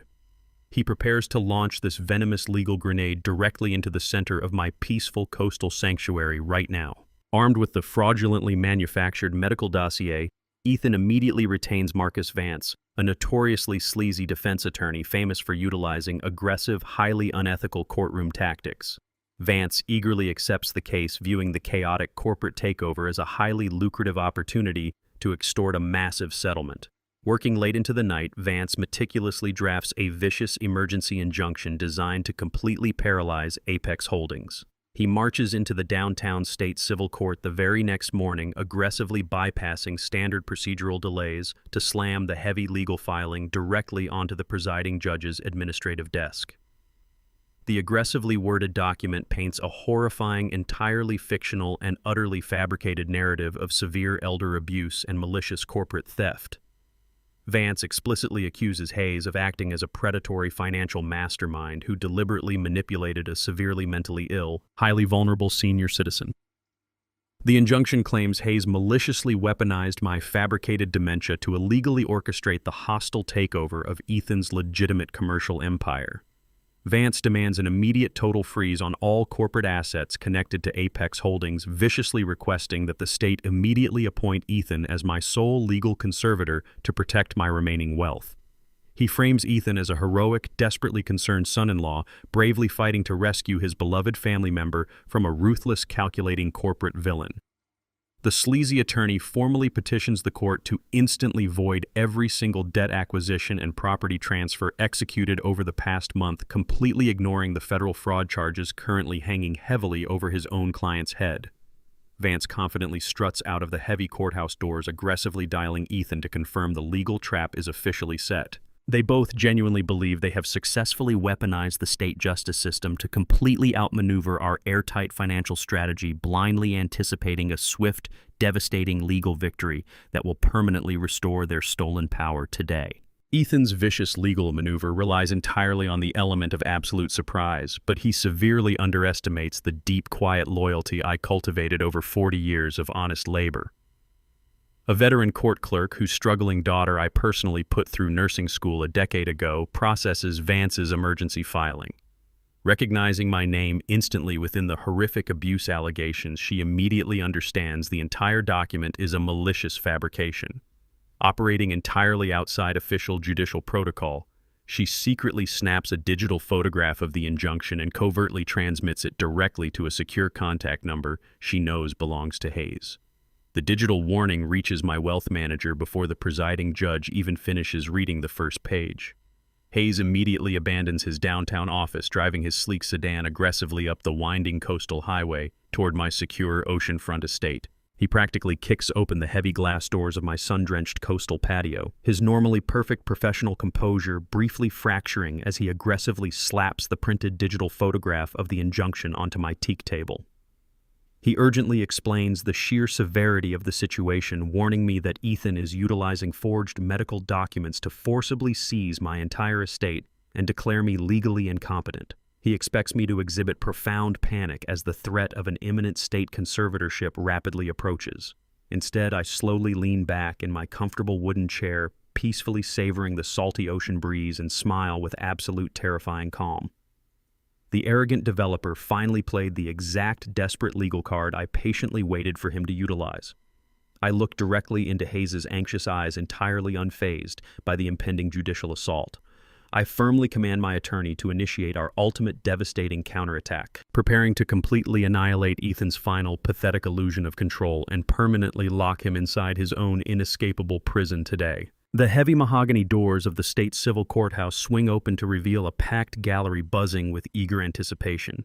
Ethan sits at the plaintiff table, exuding an aura of smug manufactured confidence beside his aggressively sleazy defense attorney Marcus Vance. Directly next to them sits Dr. Eris Thorne, wearing a remarkably pristine suit designed to mask his thoroughly corrupt nature.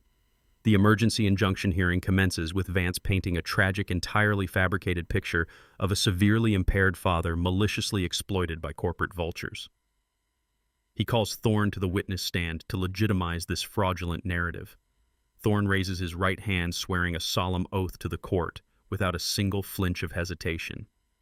He settles into the wooden chair and begins to meticulously recite the fabricated medical dossier he engineered in the shadows.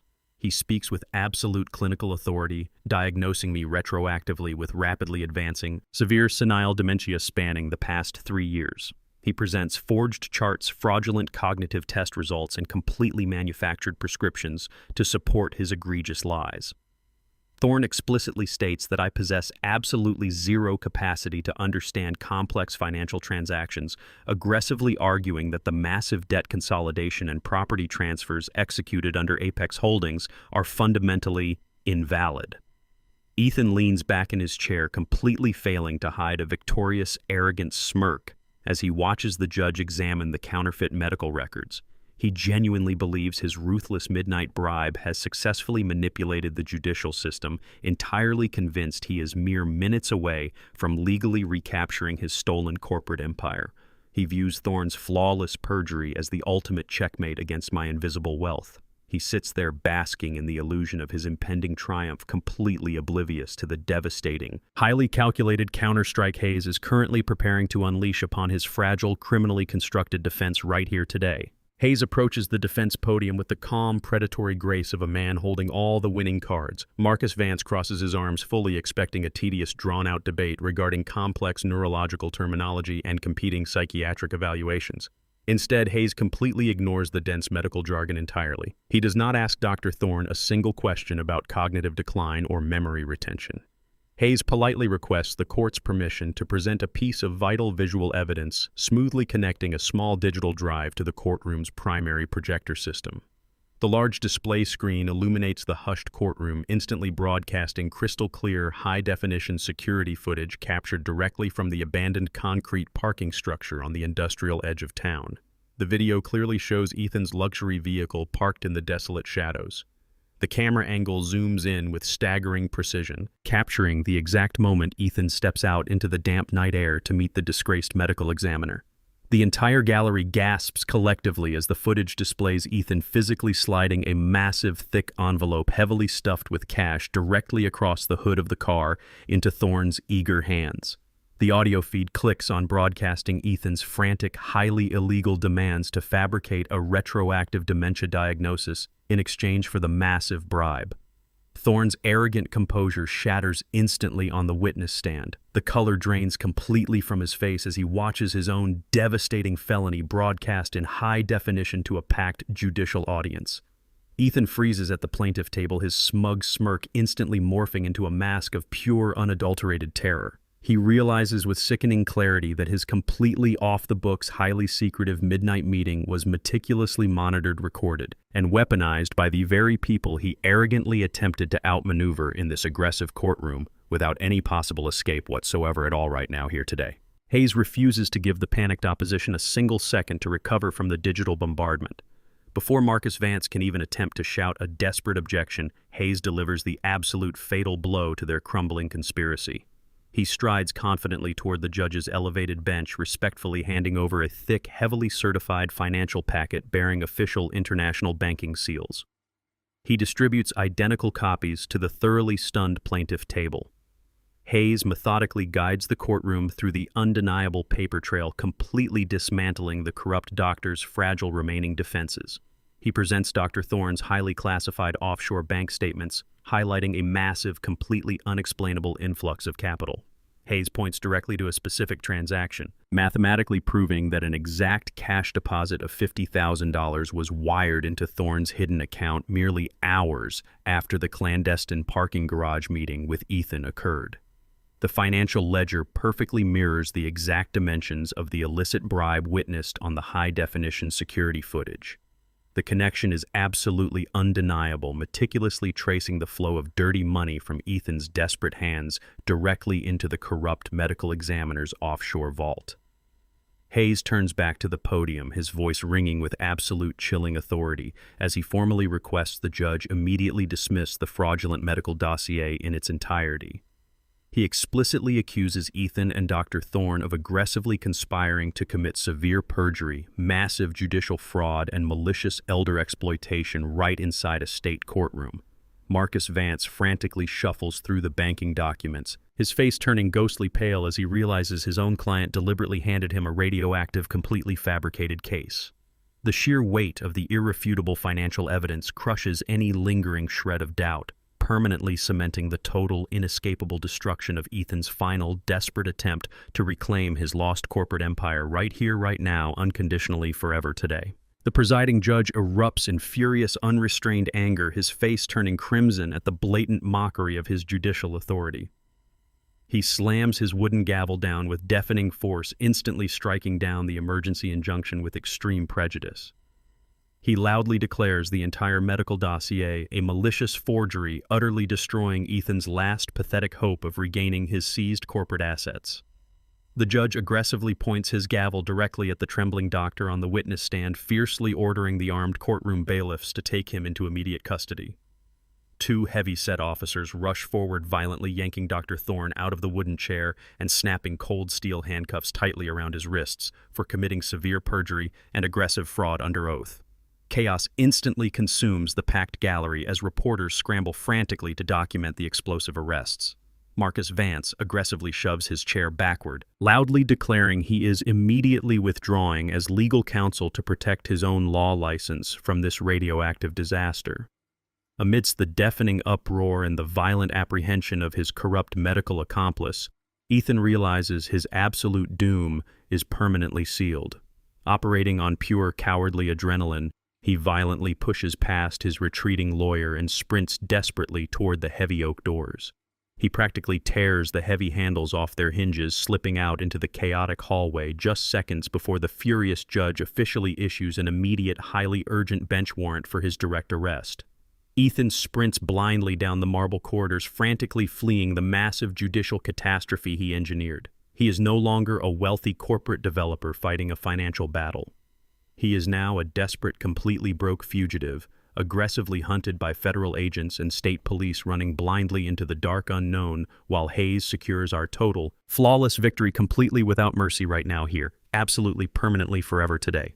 Alicia sits on the edge of a stained, sagging mattress inside a cheap roadside motel, aggressively staring at the peeling wallpaper. The spectacular collapse of Ethan's fraudulent injunction and his subsequent desperate flight from the state courthouse broadcast live across the local news just an hour ago. She realizes her impending divorce will yield absolutely nothing but shared federal debts and massive legal liabilities. The terrifying reality of permanent, inescapable poverty entirely shatters her fragile sanity. She refuses to accept this catastrophic demotion in her social status. Operating entirely on pure venomous malice and desperate survival instincts, she orchestrates a final reckless physical ambush. She utilizes her remaining meager cash reserves to bribe a former high society acquaintance, successfully extracting the exact location of my private evening itinerary. She discovers I am hosting an exclusive, highly secure philanthropic dinner for my corporate foundation at a renowned high-end metropolitan restaurant tonight. Alicia aggressively applies heavy dramatic makeup to her pale face, deliberately styling her hair to project the image of a deeply traumatized victim. She marches out of the dingy motel room, her expensive designer heels clicking sharply against the cracked concrete walkway. She illegally parks her cheap rented economy vehicle in the restaurant's restricted delivery alley, completely bypassing the vigilant front-of-house security detail. She forcefully navigates the narrow kitchen corridors with ruthless entitlement, shoving past the bewildered culinary staff to reach the secluded VIP dining wing. The heavy mahogany double doors of my private banquet room stand directly before her. She does not care about the influential politicians, wealthy donors, or prestigious board members gathered inside. She is a completely cornered rat, entirely out of viable options, violently prepared to leverage the absolute darkest, most unforgivable lies imaginable to forcefully extort her immediate financial salvation from my hands right now today. Alicia violently shoves the heavy mahogany double doors open, deliberately shattering the refined, peaceful atmosphere of my exclusive philanthropic dinner. The soft clinking of expensive crystal wine glasses and the polite, quiet murmurs of wealthy charity donors completely cease instantly.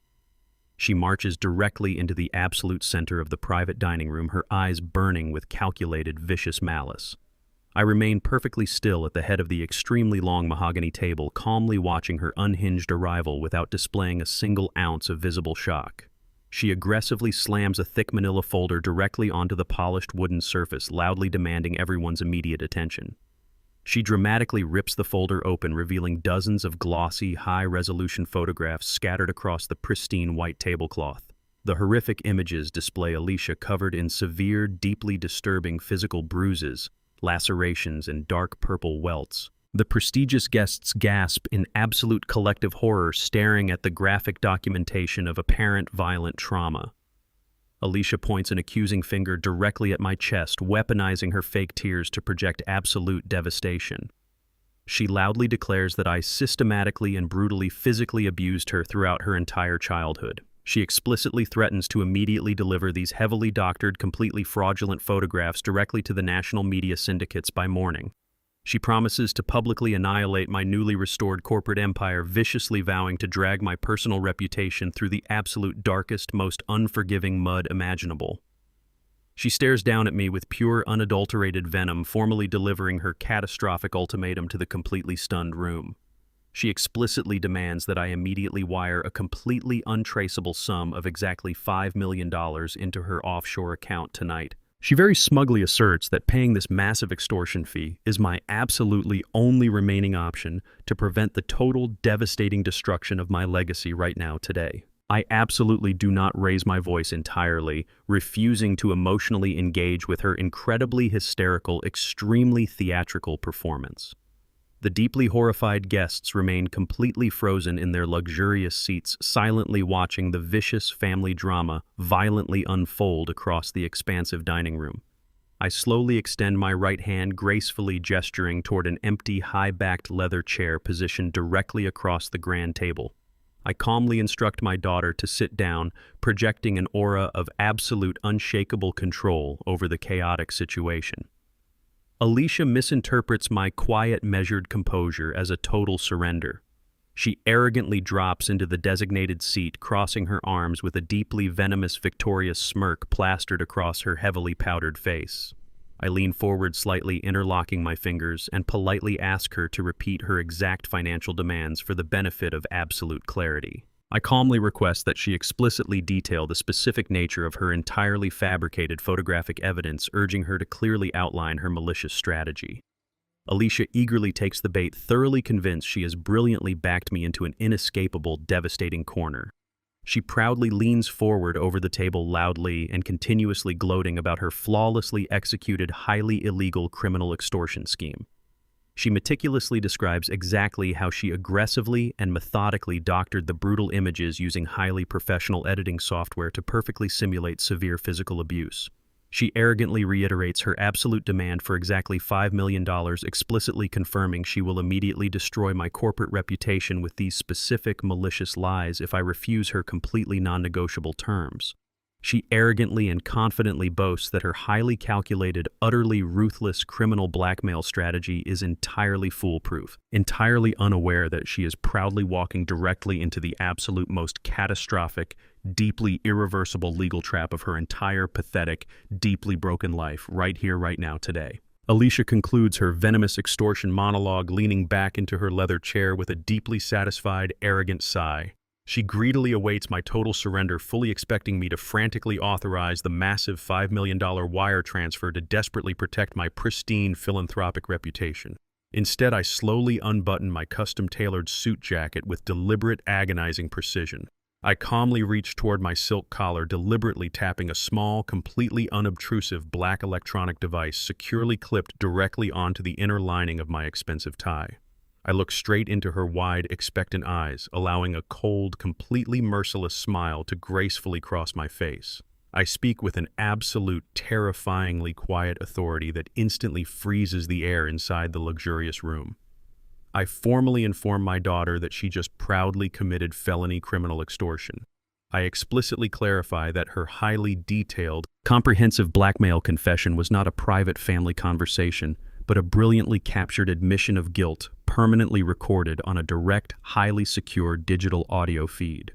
I calmly reveal that this exact live feed is currently being heavily monitored by a specialized team of local law enforcement detectives waiting quietly outside the venue. The utterly profound, deeply sickening realization abruptly drains every single drop of vibrant color from Alicia's heavily powdered face.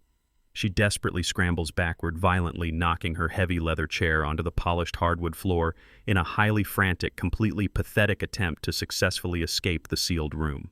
She stares at the small black microphone, completely paralyzed by the terrifying magnitude of her utterly catastrophic failure. Before she can even manage to breathe, the sharp, piercing wail of heavily approaching police sirens abruptly shatters the quiet metropolitan night outside.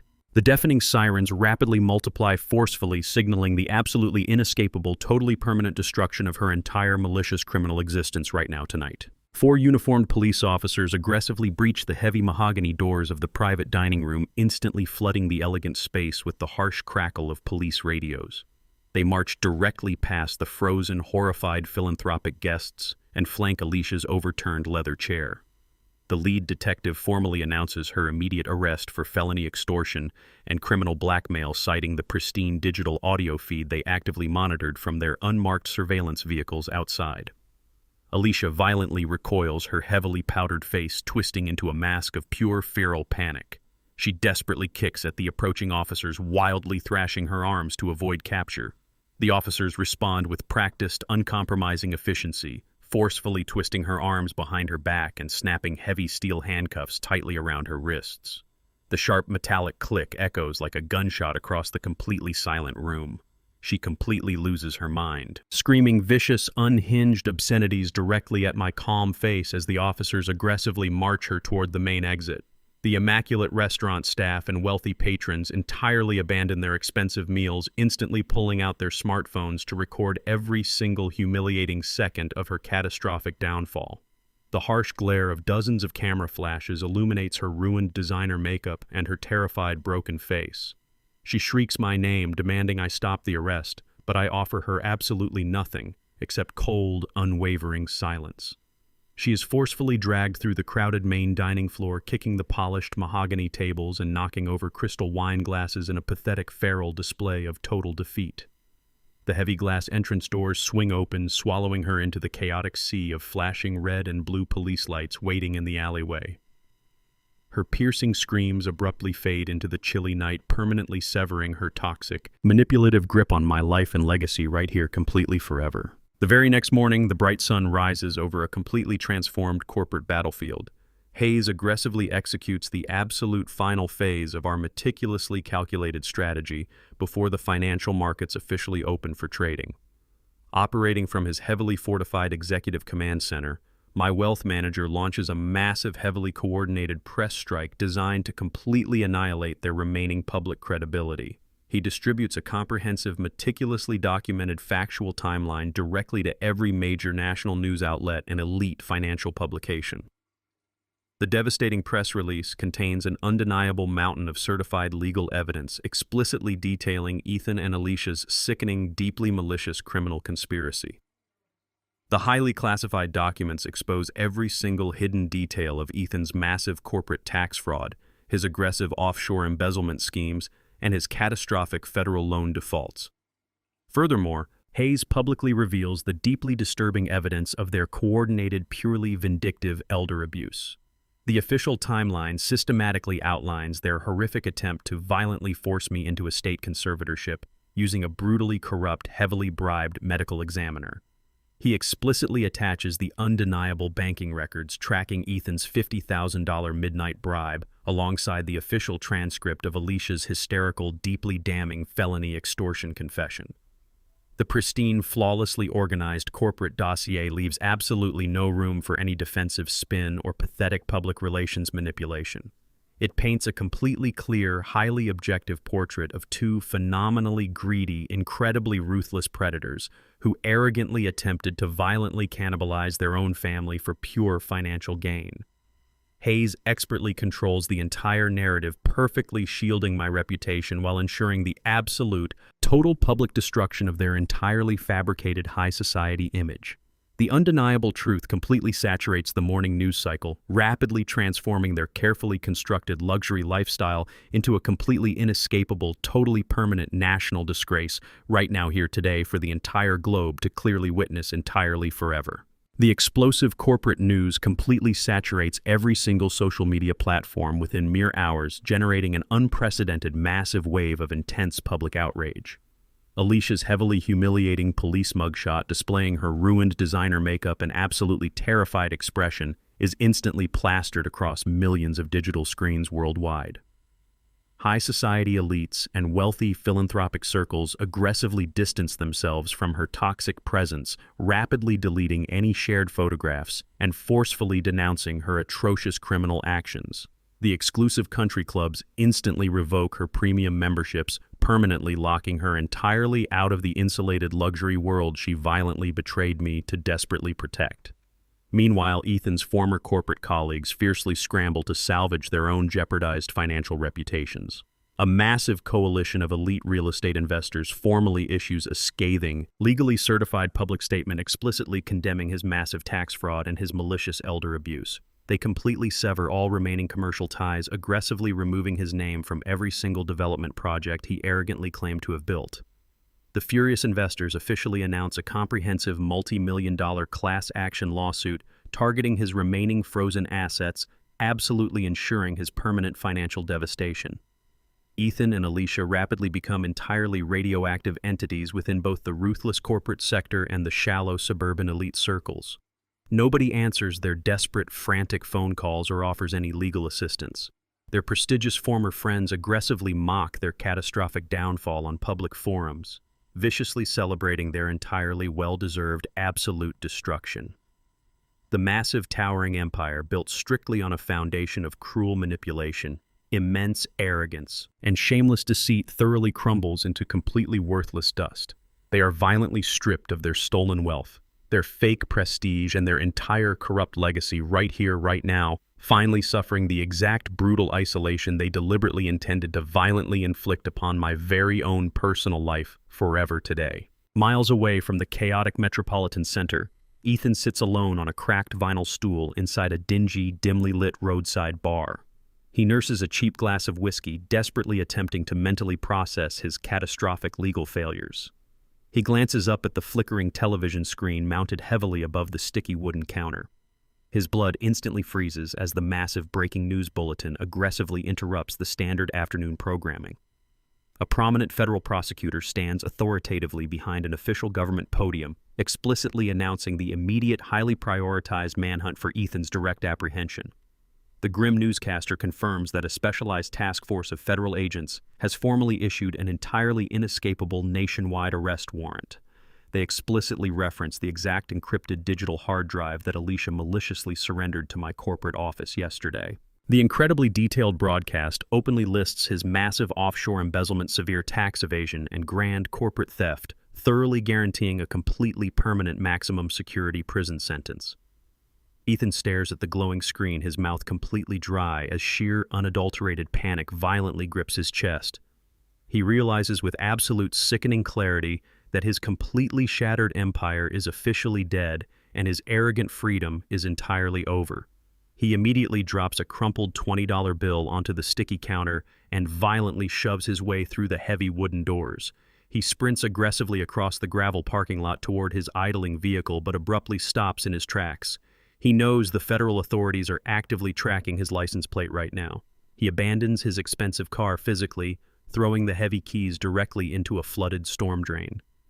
Ethan turns his back on his ruined life, running blindly into the freezing, unforgiving darkness of the night, permanently cementing his catastrophic destiny as a totally pathetic, completely ruined fugitive running away from justice here forever. A violent coastal storm aggressively batters the jagged shoreline surrounding my heavily fortified estate, unleashing a relentless torrent of freezing rain against the reinforced glass windows.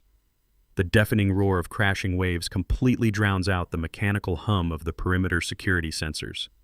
Ethan trudges through the thick, freezing mud of the dense adjacent tree line, his expensive tailored suit entirely ruined and plastered against his shivering frame.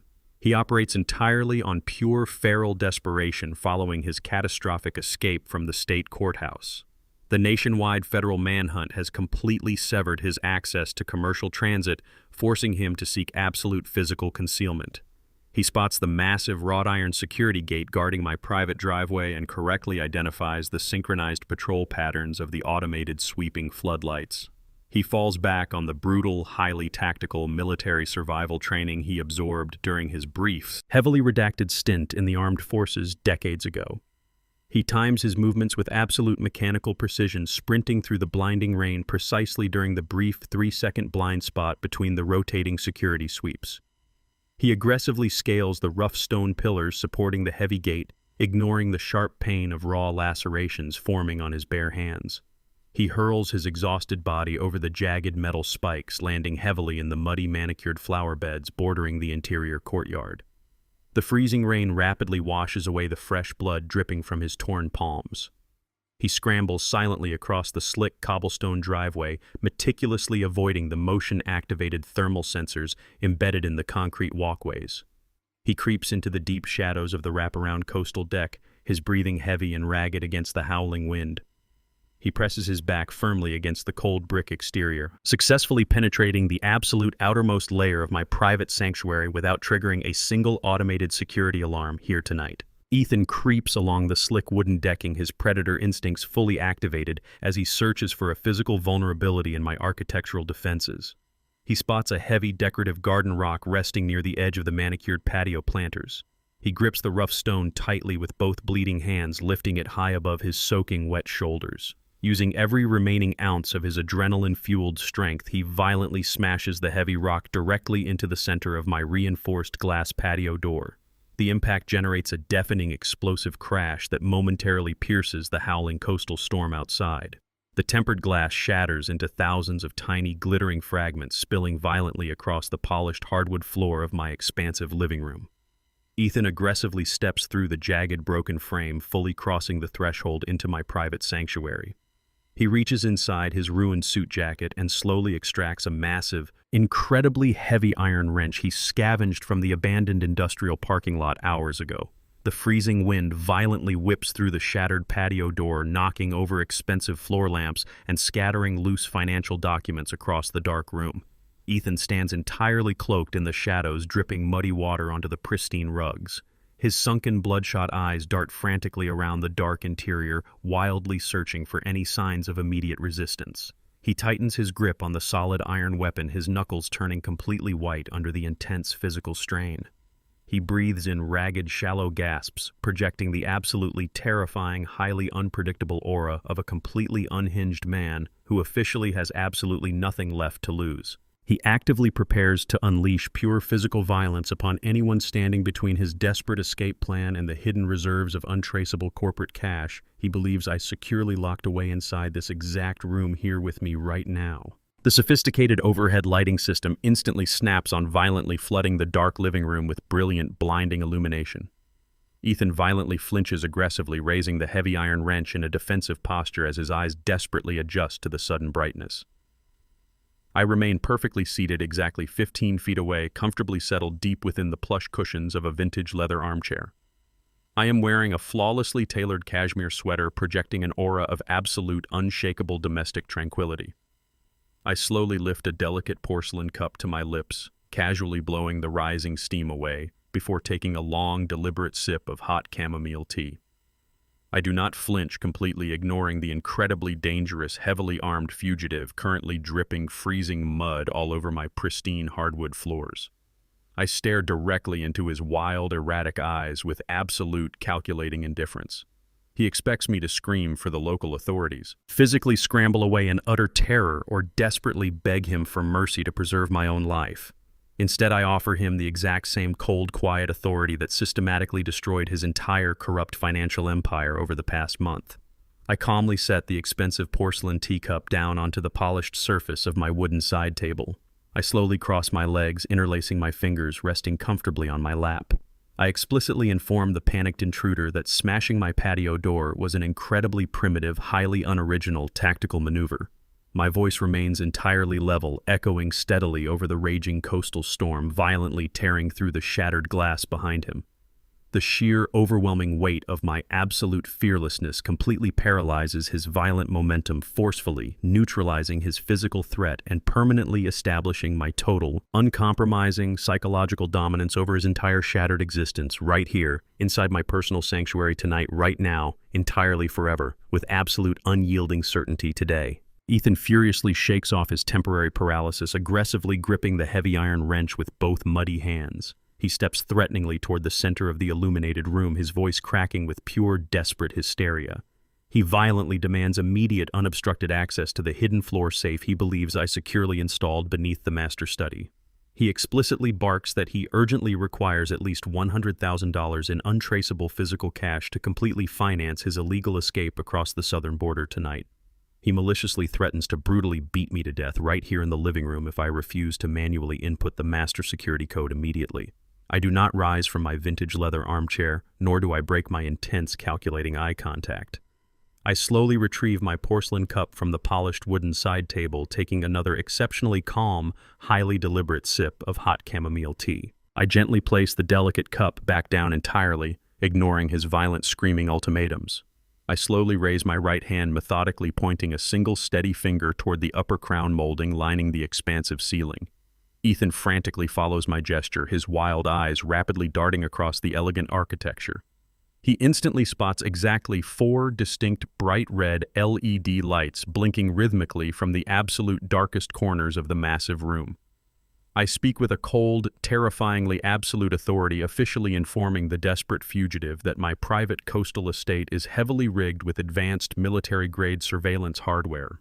I smoothly reveal that those specific blinking cameras are actively live-streaming this entire violent home invasion directly to a highly secure federal task force database right now. Ethan drops the heavy wrench, realizing his absolute final escape attempt just permanently sealed his horrific fate inside an inescapable prison forever today, right here, right now, tonight. Ethan stares completely blankly at the pulsing red lights embedded in the corners of my ceiling, his panicked brain struggling to process the catastrophic magnitude of his final mistake. The absolute certainty of his situation crashes over him like the freezing ocean waves battering the seawall outside. He is no longer just a disgraced corporate executive facing white-collar tax evasion charges. He is now actively committing an armed violent home invasion on a direct high-definition live feed monitored by federal authorities. The heavy iron wrench slips from his blood-stained fingers, striking the polished hardwood floor with a dull, heavy thud that echoes throughout the quiet room. His entire aggressive posture instantly dissolves entirely, replaced by the pathetic, trembling physical collapse of a completely broken man. His knees buckle beneath him, sending him crashing down onto the shattered glass covering my pristine rugs. He covers his pale face with his lacerated hands, his shoulders heaving as violent, uncontrollable sobs tear through his chest.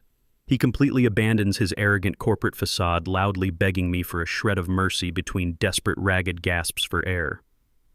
He frantically apologizes for the hostile takeover of the stolen property and the fabricated medical records, desperately promising to confess to every single federal crime if I just turn off the cameras and allow him to walk back out into the storm. He crawls awkwardly across the floor, leaving a trail of muddy rainwater and blood stopping inches from the toes of my leather shoes. He pleads for salvation, intentionally weaponizing his past position as my son-in-law to invoke a sense of familial loyalty he spent a decade systematically destroying. I look down at his pathetic, shivering form, absolutely refusing to offer him a single ounce of comfort or forgiveness right now, here in this exact moment, entirely today. I take another slow sip of tea, meticulously placing the porcelain cup back onto the polished wooden table before commencing my final verbal dissection of his completely fraudulent character. I calmly remind Ethan that he never successfully built a single legitimate corporate structure in his entire pathetic life. I explicitly detail how he arrogantly relied entirely on my leased land, my foundational capital, and my quiet, uncredited labor to artificially inflate his fragile ego over the past 15 years. I systematically list every single hidden offshore account, explicitly quoting the exact stolen dollar amounts he secretly embezzled from my initial foundational investments. I flawlessly recite the exact dates he brutally mocked my faded denim work shirts and grease-stained boots, utterly destroying his false narrative of self-made superiority. I forcefully remind him that while he was busy hosting lavish country club dinners and desperately seeking validation from incredibly shallow corporate elites, I was quietly securing the absolute legal ownership of his entire commercial universe. I completely verbally annihilate his profound arrogance, explicitly stating that he was never a powerful apex predator, but simply a deeply insecure, incredibly desperate scavenger feeding off my silent, heavily calculated generosity. I explicitly detail how Alicia effortlessly betrayed him for a mere fraction of his perceived wealth, utterly shattering his pathetic illusion of a loyal marital partnership. I watch his eyes widen in pure, unadulterated horror as I mathematically prove that his monumental failure was never a sudden accident but an entirely inevitable, heavily calculated consequence of his own blinding monumental greed.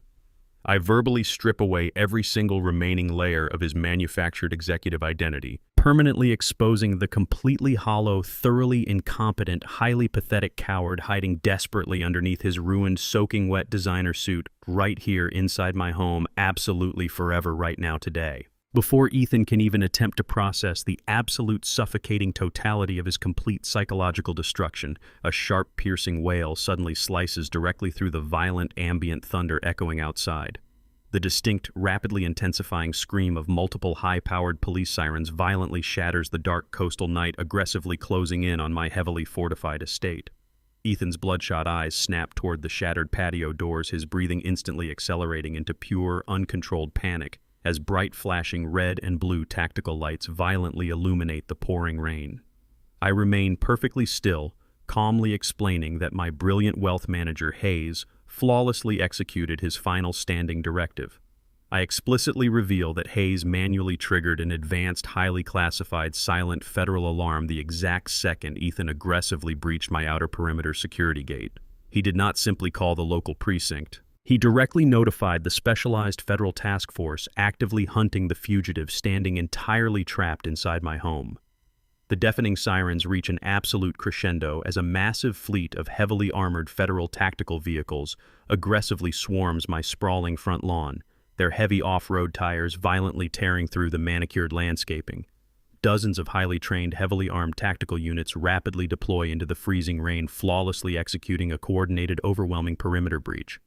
Intense, blinding spotlight beams aggressively sweep across the shattered glass of the living room, forcefully trapping Ethan's pathetic, shivering silhouette directly in their harsh, unforgiving glare. He frantically spins around, hopelessly searching for a non-existent escape route as the deafening sound of heavy combat boots forcefully stomping across the wooden deck perfectly seals all remaining exits.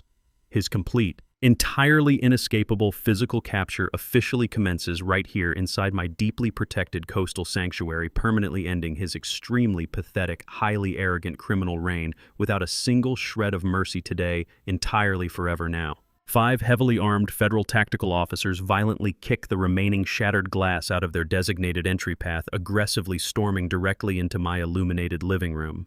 They securely grip highly advanced assault rifles, immediately aiming their blinding tactical laser sights directly at Ethan's soaked, trembling chest. The lead commanding officer barks a deafening, absolutely uncompromising order, forcefully demanding the completely broken fugitive drop instantly to the pristine hardwood floor. Ethan does not even attempt to resist his completely defeated body, simply collapsing forward into the muddy puddles he tracked inside.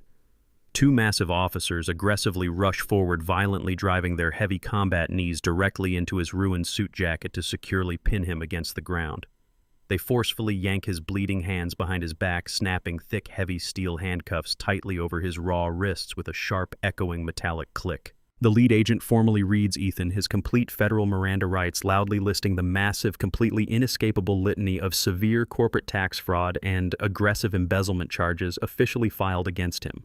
I remain perfectly seated inside my vintage leather armchair, taking one final deeply satisfying sip of hot chamomile tea as I calmly watch the entire flawless execution unfold. I look directly down at the man who arrogantly attempted to destroy my life, strip my wealth, and maliciously institutionalize me.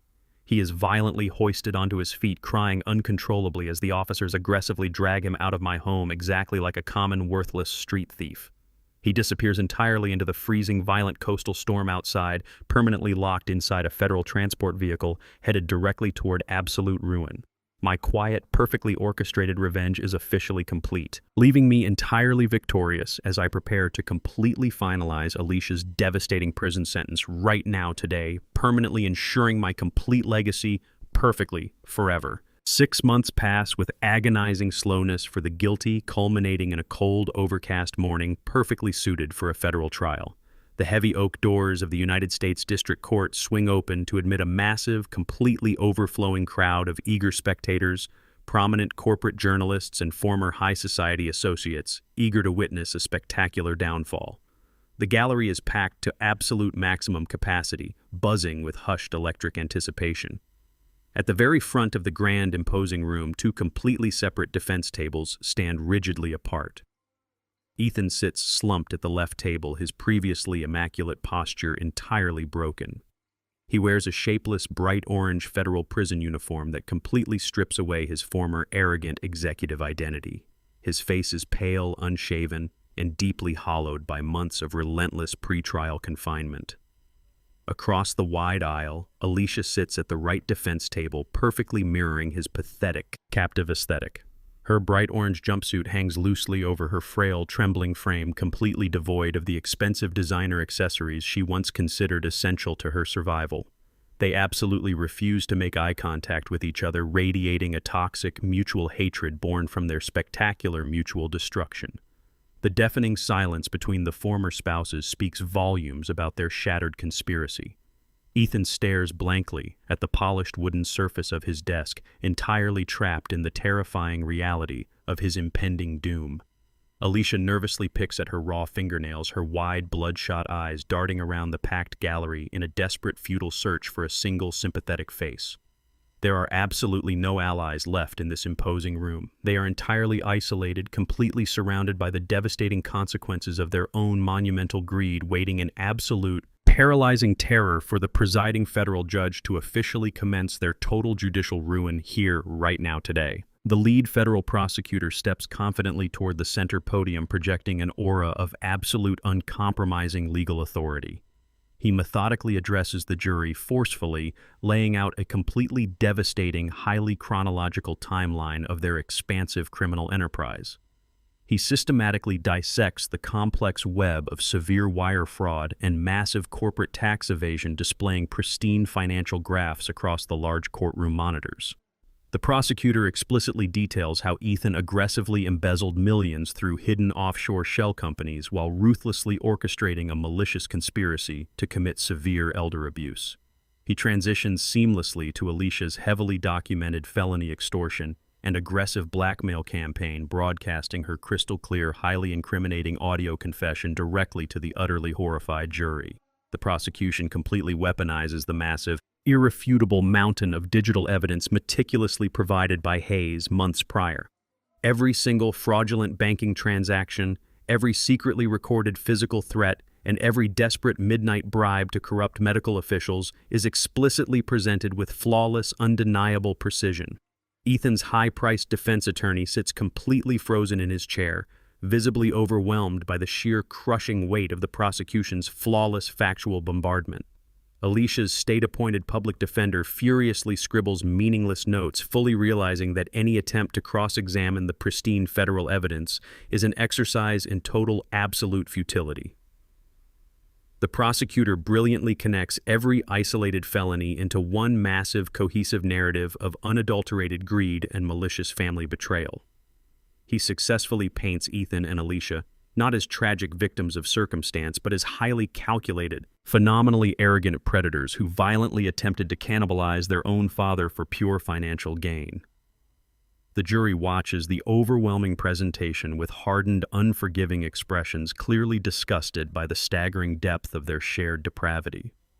The defense tables remain completely silent, thoroughly crushed under the inescapable, totally permanent reality of their flawlessly executed legal annihilation playing out right here, right now. I stand up from the front row of the gallery and slowly walk toward the elevated witness stand, moving with the quiet, unyielding grace of a man who has already won the ultimate war.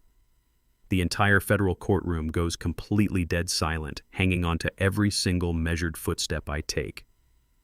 I place my right hand firmly on the heavy leather Bible, solemnly swearing to tell the absolute, undeniable truth before taking my designated seat.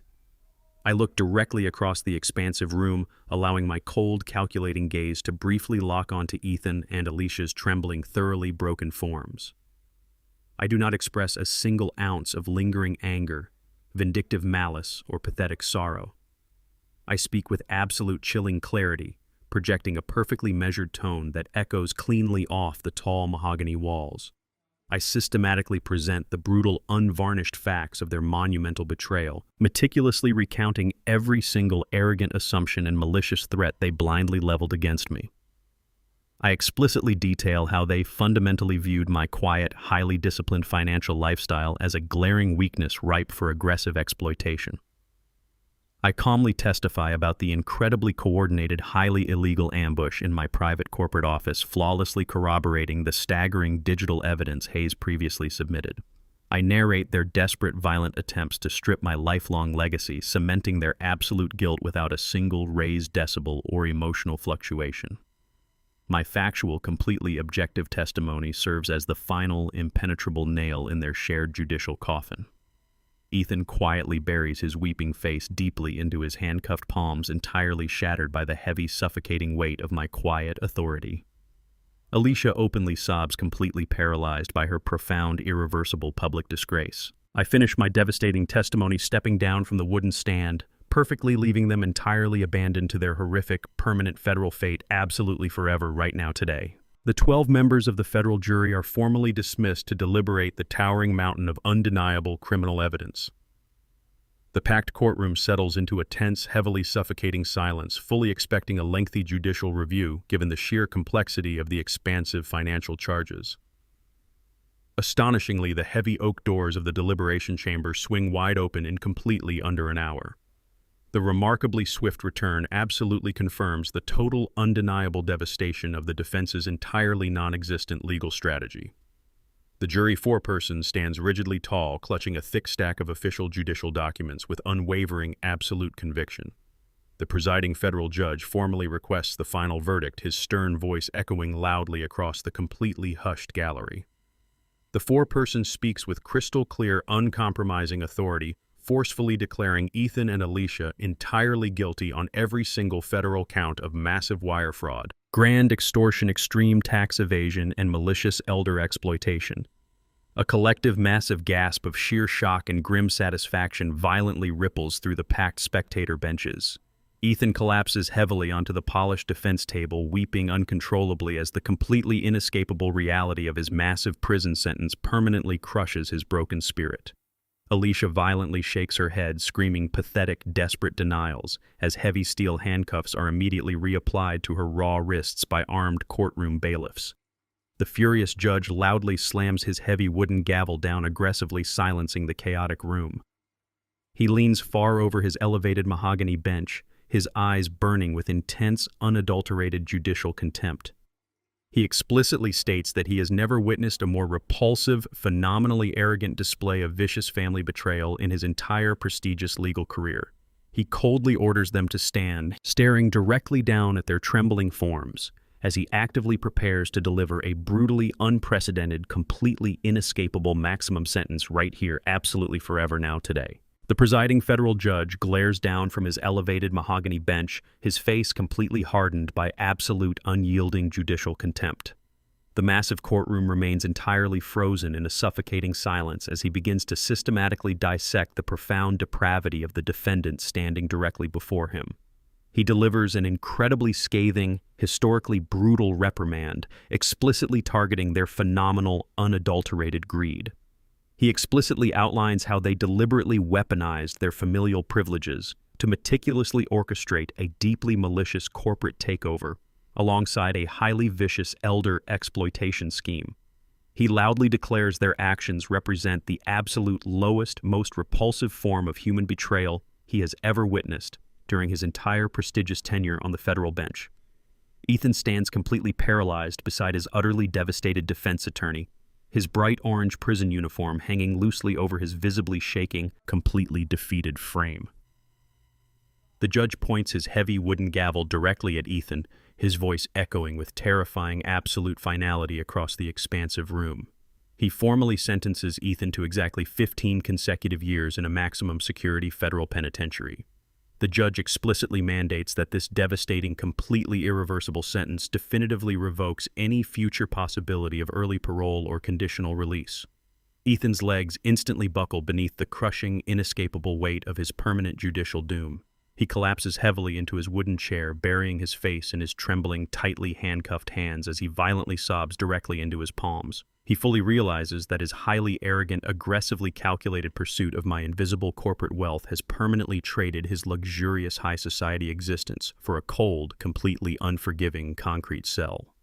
The judge absolutely refuses to offer him a single shred of judicial sympathy, completely neutralizing his pathetic display of shattered ego right here inside this packed federal courtroom absolutely forever today. The judge immediately shifts his blistering, unforgiving focus directly onto Alicia, completely trapping her beneath his cold, calculating gaze.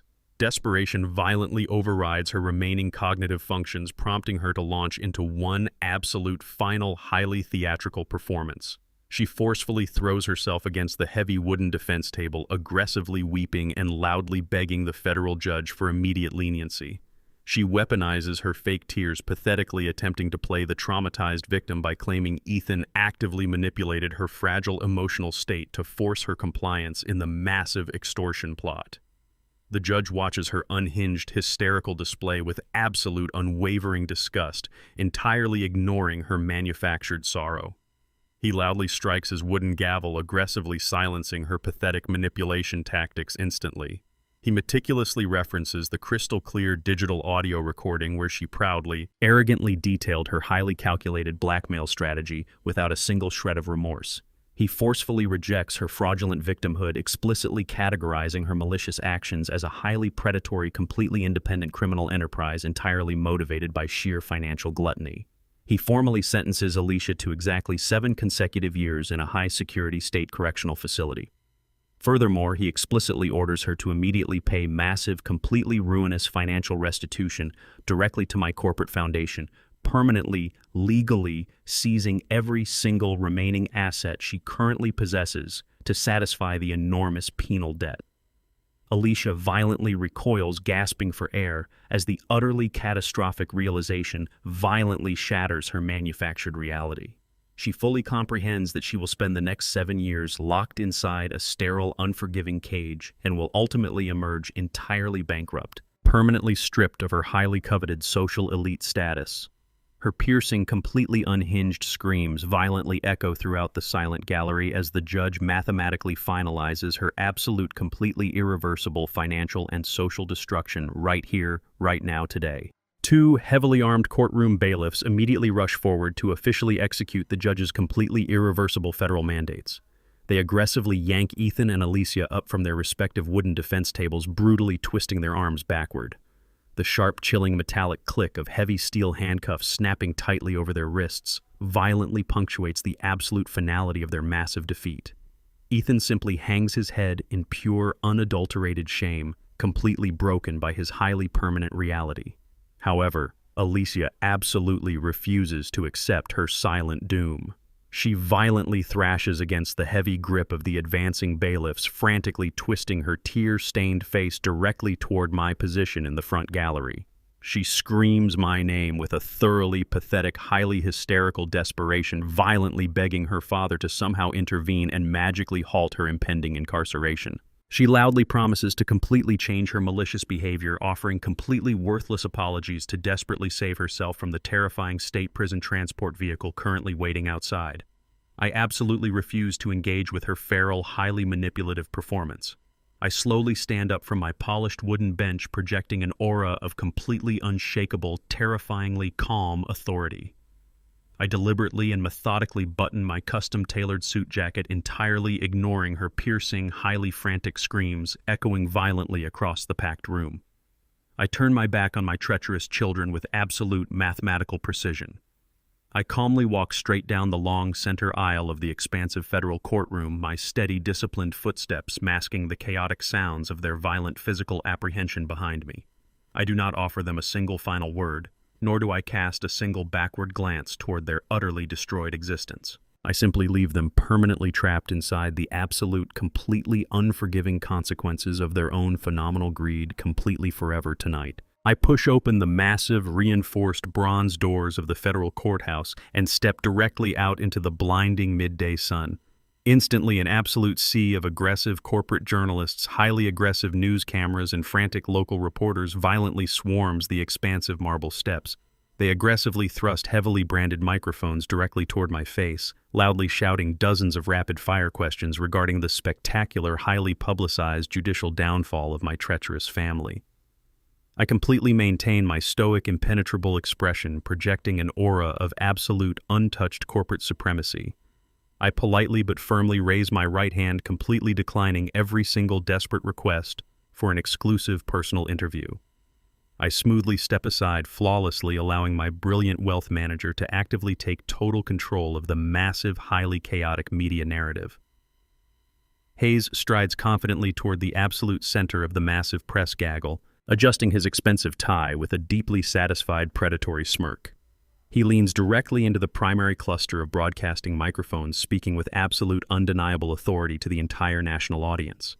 He formally announces that absolute, uncompromising legal justice has been flawlessly served today, explicitly confirming the total restoration and permanent security of my massive corporate empire. He brilliantly, completely controls the explosive narrative, permanently establishing my absolute, unchallenged victory over the phenomenal, deeply malicious greed that briefly attempted to usurp my legacy. The furious flashing of hundreds of camera lenses captures my silent, powerful departure as I slide comfortably into the back seat of my waiting armored vehicle. However, as the heavy tinted windows roll up to permanently block out the chaotic media circus, my private encrypted phone suddenly vibrates with a highly classified top-tier security alert. A completely unknown digital adversary has just forcefully breached my foundation's deepest offshore accounts, signaling a brand new war. The relentless passage of time mercilessly strips away the remaining illusions of power for the convicted. 6 grueling months after the highly publicized federal sentencing, the harsh reality of maximum security confinement entirely breaks Ethan's deeply arrogant spirit. He stands rigidly against the towering chain-link perimeter fence of a bleak federal prison yard, violently shivering in the bitter morning frost. The immaculate, custom-tailored designer suits and pristine silk ties that once defined his manufactured corporate identity are permanently replaced by a shapeless, faded khaki uniform completely devoid of any individual prestige. He is no longer a feared executive orchestrating massive real estate acquisitions from a towering glass boardroom. He is now exactly simply a nameless, highly vulnerable inmate, aggressively surrounded by hardened, incredibly dangerous felons who view his fragile, cowardly demeanor with absolute predatory contempt. Ethan frantically avoids eye contact with the heavily tattooed inmates lifting rusted iron weights across the cracked concrete yard. Every sudden movement or loud metallic clang causes him to violently flinch, completely consumed by an inescapable, suffocating terror. He spends his miserable days cleaning filthy cafeteria trays and scrubbing concrete cell block floors, physically enduring the grueling manual labor he once brutally mocked others for performing. His mind constantly torments him with vivid, agonizing memories of the luxurious coastal estate, the expensive imported vehicles, and the millions in untraceable cash he arrogantly threw away. He realizes with sickening absolute clarity that his incredibly calculated, highly malicious betrayal permanently doomed him to this sterile concrete nightmare. There are absolutely no corporate loopholes, no expensive defense attorneys, and no hidden offshore accounts left to magically secure his freedom. Ethan is entirely trapped in a brutal, unforgiving reality of his own making, now completely abandoned to face the horrific lifelong consequences of his monumental greed forever today. Hundreds of miles away from Ethan's bleak federal confinement, Alicia forcefully endures an equally devastating, intensely grueling daily punishment. She stands violently trembling inside a loud, highly aggressive state prison laundry room. The suffocating, blistering heat radiating from massive industrial dryers completely ruins her pale complexion. The deafening mechanical roar of giant washing machines aggressively drowns out the chaotic shouts of the hardened, incredibly volatile female inmates completely surrounding her. Alicia is forcefully required to scrub heavily soiled industrial linens and rough cotton uniforms for 12 excruciating hours a day. Her delicate hands, once thoroughly pampered by incredibly expensive metropolitan luxury spa treatments, are now heavily blistered raw and completely covered in stinging chemical burns. She wears a coarse, incredibly uncomfortable state-issued uniform that violently contrasts with the pristine, flawlessly tailored designer dresses she previously demanded to wear at elite philanthropic galas. She desperately attempts to maintain a pathetic, entirely fabricated aura of high society superiority, but the incredibly ruthless prison hierarchy completely rejects her manufactured arrogance. The veteran inmates aggressively mock her frail, terrified demeanor, deliberately pushing past her frail frame and purposefully knocking heavily loaded laundry baskets directly into her shins. She is entirely isolated, completely stripped of the influential social circles and wealthy corporate benefactors she once maliciously weaponized against me. There are absolutely no exclusive country club invitations, no glamorous evening cocktail parties, and absolutely zero wealthy allies waiting to miraculously rescue her from this incredibly toxic, deeply terrifying environment. Alicia violently scrubs a deeply stained gray jumpsuit, her salty tears mixing directly with the harsh, pungent bleach soaking into the deep concrete basin. She finally realizes the absolute, completely permanent destruction of her entire arrogant existence, now remaining fully trapped inside this highly humid, intensely merciless concrete nightmare, absolutely forever, right here, alone, today. I sit comfortably behind an expansive, highly polished mahogany desk, situated perfectly inside my incredibly bright, newly renovated modern corporate office. The massive floor-to-ceiling glass windows boldly showcase the breathtaking metropolitan skyline flooding the entire executive suite with brilliant, energizing natural sunlight. The dark, deeply toxic shadow previously cast by Ethan's malicious greed has been entirely eradicated from this pristine environment. I rest my hands calmly on a thick stack of heavily certified legal documents, preparing to execute the absolute final phase of my highly calculated master strategy. I smoothly uncap an expensive solid gold fountain pen, completely savoring the profound, unshakable peace radiating throughout the quiet room. With absolute unwavering precision, I formally sign my name across the heavily notarized executive ledgers, permanently liquidating the completely disgraced Apex Holdings corporate structure. I explicitly redirect the entirety of my newly recovered, phenomenally vast international wealth directly into a brand new, highly prestigious philanthropic entity. I officially christen the organization the Naomi Memorial Foundation, completely honoring the pristine, deeply beautiful legacy of my beloved late wife. This massive, heavily endowed charitable institution is now legally dedicated exclusively to proactively providing safe, completely secure housing and vital educational resources directly to severely underprivileged, highly vulnerable youth across the entire state. I permanently lock my immense fortune entirely out of reach of any future greedy predators actively transforming the massive financial empire they desperately attempted to steal into an incredible, truly unstoppable force for absolute good. I place the heavy gold pen back onto the polished mahogany surface, feeling a deep, incredibly satisfying warmth blossoming inside my chest.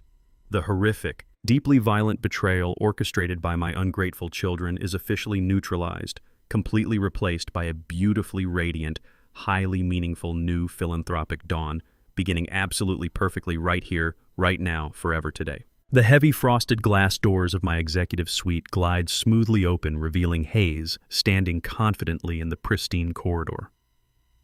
My brilliant wealth manager strides purposefully across the sunlit room, his impeccably tailored dark suit projecting an aura of absolute, unwavering professional victory.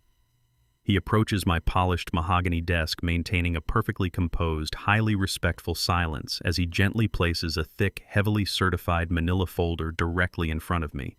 I look up, acknowledging his flawless execution of my incredibly complex, highly demanding strategic directives over these past chaotic months. Hayes formally announces that the enclosed legal documents represent the absolute final, entirely inescapable phase of our massive counteroffensive.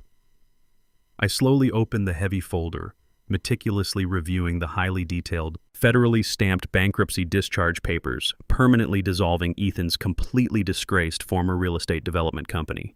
Hayes explicitly confirms that every single remaining corporate asset, highly leveraged commercial property, and offshore shell account previously tied to their malicious criminal enterprise has been entirely liquidated, forcefully seized, or completely zeroed out. He confidently states that the absolute last, lingering remnants of our greedy enemy's pathetic existence have now been legally, comprehensively, and permanently wiped from the face of the earth. There is absolutely no remaining corporate trace, no lingering financial foothold, and no surviving legacy left for them to desperately cling to from inside their sterile concrete prison cells. I slowly close the thick folder, feeling the profound, incredibly absolute weight of total victory officially settling into my peaceful reality. I nod approvingly to Hayes, silently thanking him for securing my flawless triumph over unadulterated evil. We look out together over the breathtaking metropolitan skyline, completely victorious, absolutely untouchable, entirely powerful, and perfectly prepared for whatever highly calculated, massively profitable new corporate ventures await us, forever, right here, now, absolutely today. The first pale ribbons of violet dawn slowly begin to pierce through the heavy velvet curtains of the master bedroom. I open my eyes, immediately registering the profound, immaculate stillness settling over the sprawling coastal estate. For the first time in over 15 years, I do not wake up with a suffocating knot of anxiety tightly coiled inside my chest. I slowly push back the heavy down comforter, stepping onto the cool, polished hardwood floor with a renewed sense of absolute physical lightness. I walk methodically down the long, shadowed hallway toward the expansive gourmet kitchen. The massive house remains completely silent, but this quiet is fundamentally different from the agonizing, oppressive isolation I endured during the height of Ethan and Alicia's malicious conspiracy. The lingering ghosts of their toxic entitlement, their endless financial demands, and their manufactured familial crises have been permanently exorcised from these reinforced walls. Their suffocating presence has been thoroughly eradicated, utterly replaced by the immaculate, deeply resonant sound of absolute freedom. I run my hand along the cool granite countertop, marveling at the pristine environment I have successfully reclaimed from the jaws of their phenomenal greed. There are no frantic morning phone calls demanding immediate offshore wire transfers to cover disastrous corporate margins. There are no dramatic, unhinged text messages threatening public scandal or leveraging fabricated emotional trauma. The incredibly hostile, highly parasitic energy that previously infected every single square inch of my personal sanctuary has been flawlessly neutralized. I stand alone in the center of the immaculate kitchen, bathing in the serene, completely untouched tranquility of a man who has definitively won the ultimate war for his own personal survival. My beautiful home is finally my own private fortress again, permanently secure, flawlessly quiet, and absolutely entirely untouchable, completely right exactly here forever today. I move deliberately toward the sleek, stainless steel espresso machine resting quietly against the tiled backsplash. I methodically grind the premium dark roasted coffee beans, entirely savoring the rich, earthy aroma rapidly filling the immaculate kitchen space. I listen to the mechanical rhythmic hum of the brewing cycle, completely appreciating the mundane simplicity of this private morning ritual. I reach into the polished glass cabinet and carefully extract a single heavy ceramic mug. I do not need to prepare a second cup for an ungrateful guest, or brace myself for an incoming barrage of venomous complaints regarding my hospitality. I slowly pour the steaming pitch-black liquid into the solitary mug, feeling the comforting warmth instantly transferred directly into my palms. I turn away from the pristine kitchen and walk steadily toward the massive reinforced glass patio doors overlooking the jagged coastal cliffs. I slide the heavy glass open immediately, welcoming the sharp, invigorating blast of freezing ocean wind rushing directly into the warm interior. I step confidently outside onto the expansive wooden deck, fully immersing myself in the raw, untamed power of the natural environment. The deafening rhythmic roar of the massive gray waves violently crashing against the jagged rocks below completely drowns out any lingering echoes of my previous corporate battles. I stand directly at the edge of the sturdy wooden railing, breathing the stinging salt air deeply into my lungs. The frigid coastal breeze violently whips across my face forcefully, sweeping away the absolute final remnants of exhaustion accumulated over the past 6 grueling months of brutal courtroom warfare. I look out over the vast, turbulent expanse of the dark ocean, gripping my warm ceramic mug tightly as the powerful rhythmic tides perfectly mirror the relentless, unstoppable momentum of my calculated, flawlessly executed total victory completely today. I stand silently on the elevated wooden deck, allowing my mind to objectively process the sheer brutal magnitude of the incredibly dark journey I just successfully concluded. I deeply acknowledge the profound inherent psychological pain required to systematically eradicate my very own flesh and blood from my existence. Severing my biological ties to Ethan and Alicia demanded an absolutely ruthless, incredibly unnatural suppression of basic paternal instinct. I recognize that I deliberately engineered the absolute annihilation of the only family I had left, permanently exiling them into harsh concrete prison cells without offering a single shred of mercy. Yet, as I gaze across the violent coastal waters, I feel absolutely zero lingering remorse or pathetic guilt dragging down my spirit. I fundamentally understand that achieving this immaculate, perfectly secure peace explicitly required the total, unapologetic elimination of incredibly toxic predators who arrogantly mistook my quiet kindness for exploitable weakness. They maliciously viewed my decades of disciplined sacrifice as a completely limitless, highly vulnerable financial resource designed exclusively for their parasitical consumption. They violently attempted to institutionalize me, desperately conspiring to steal my corporate legacy while actively mocking the very foundation of my love. By flawlessly weaponizing their phenomenal greed against them, I did not simply defend my offshore bank accounts or protect my corporate empire. I aggressively reclaimed my absolute dignity as a human being. I successfully transformed their deeply arrogant, completely horrific family betrayal into an incredibly brutal, totally permanent masterclass in severe consequences.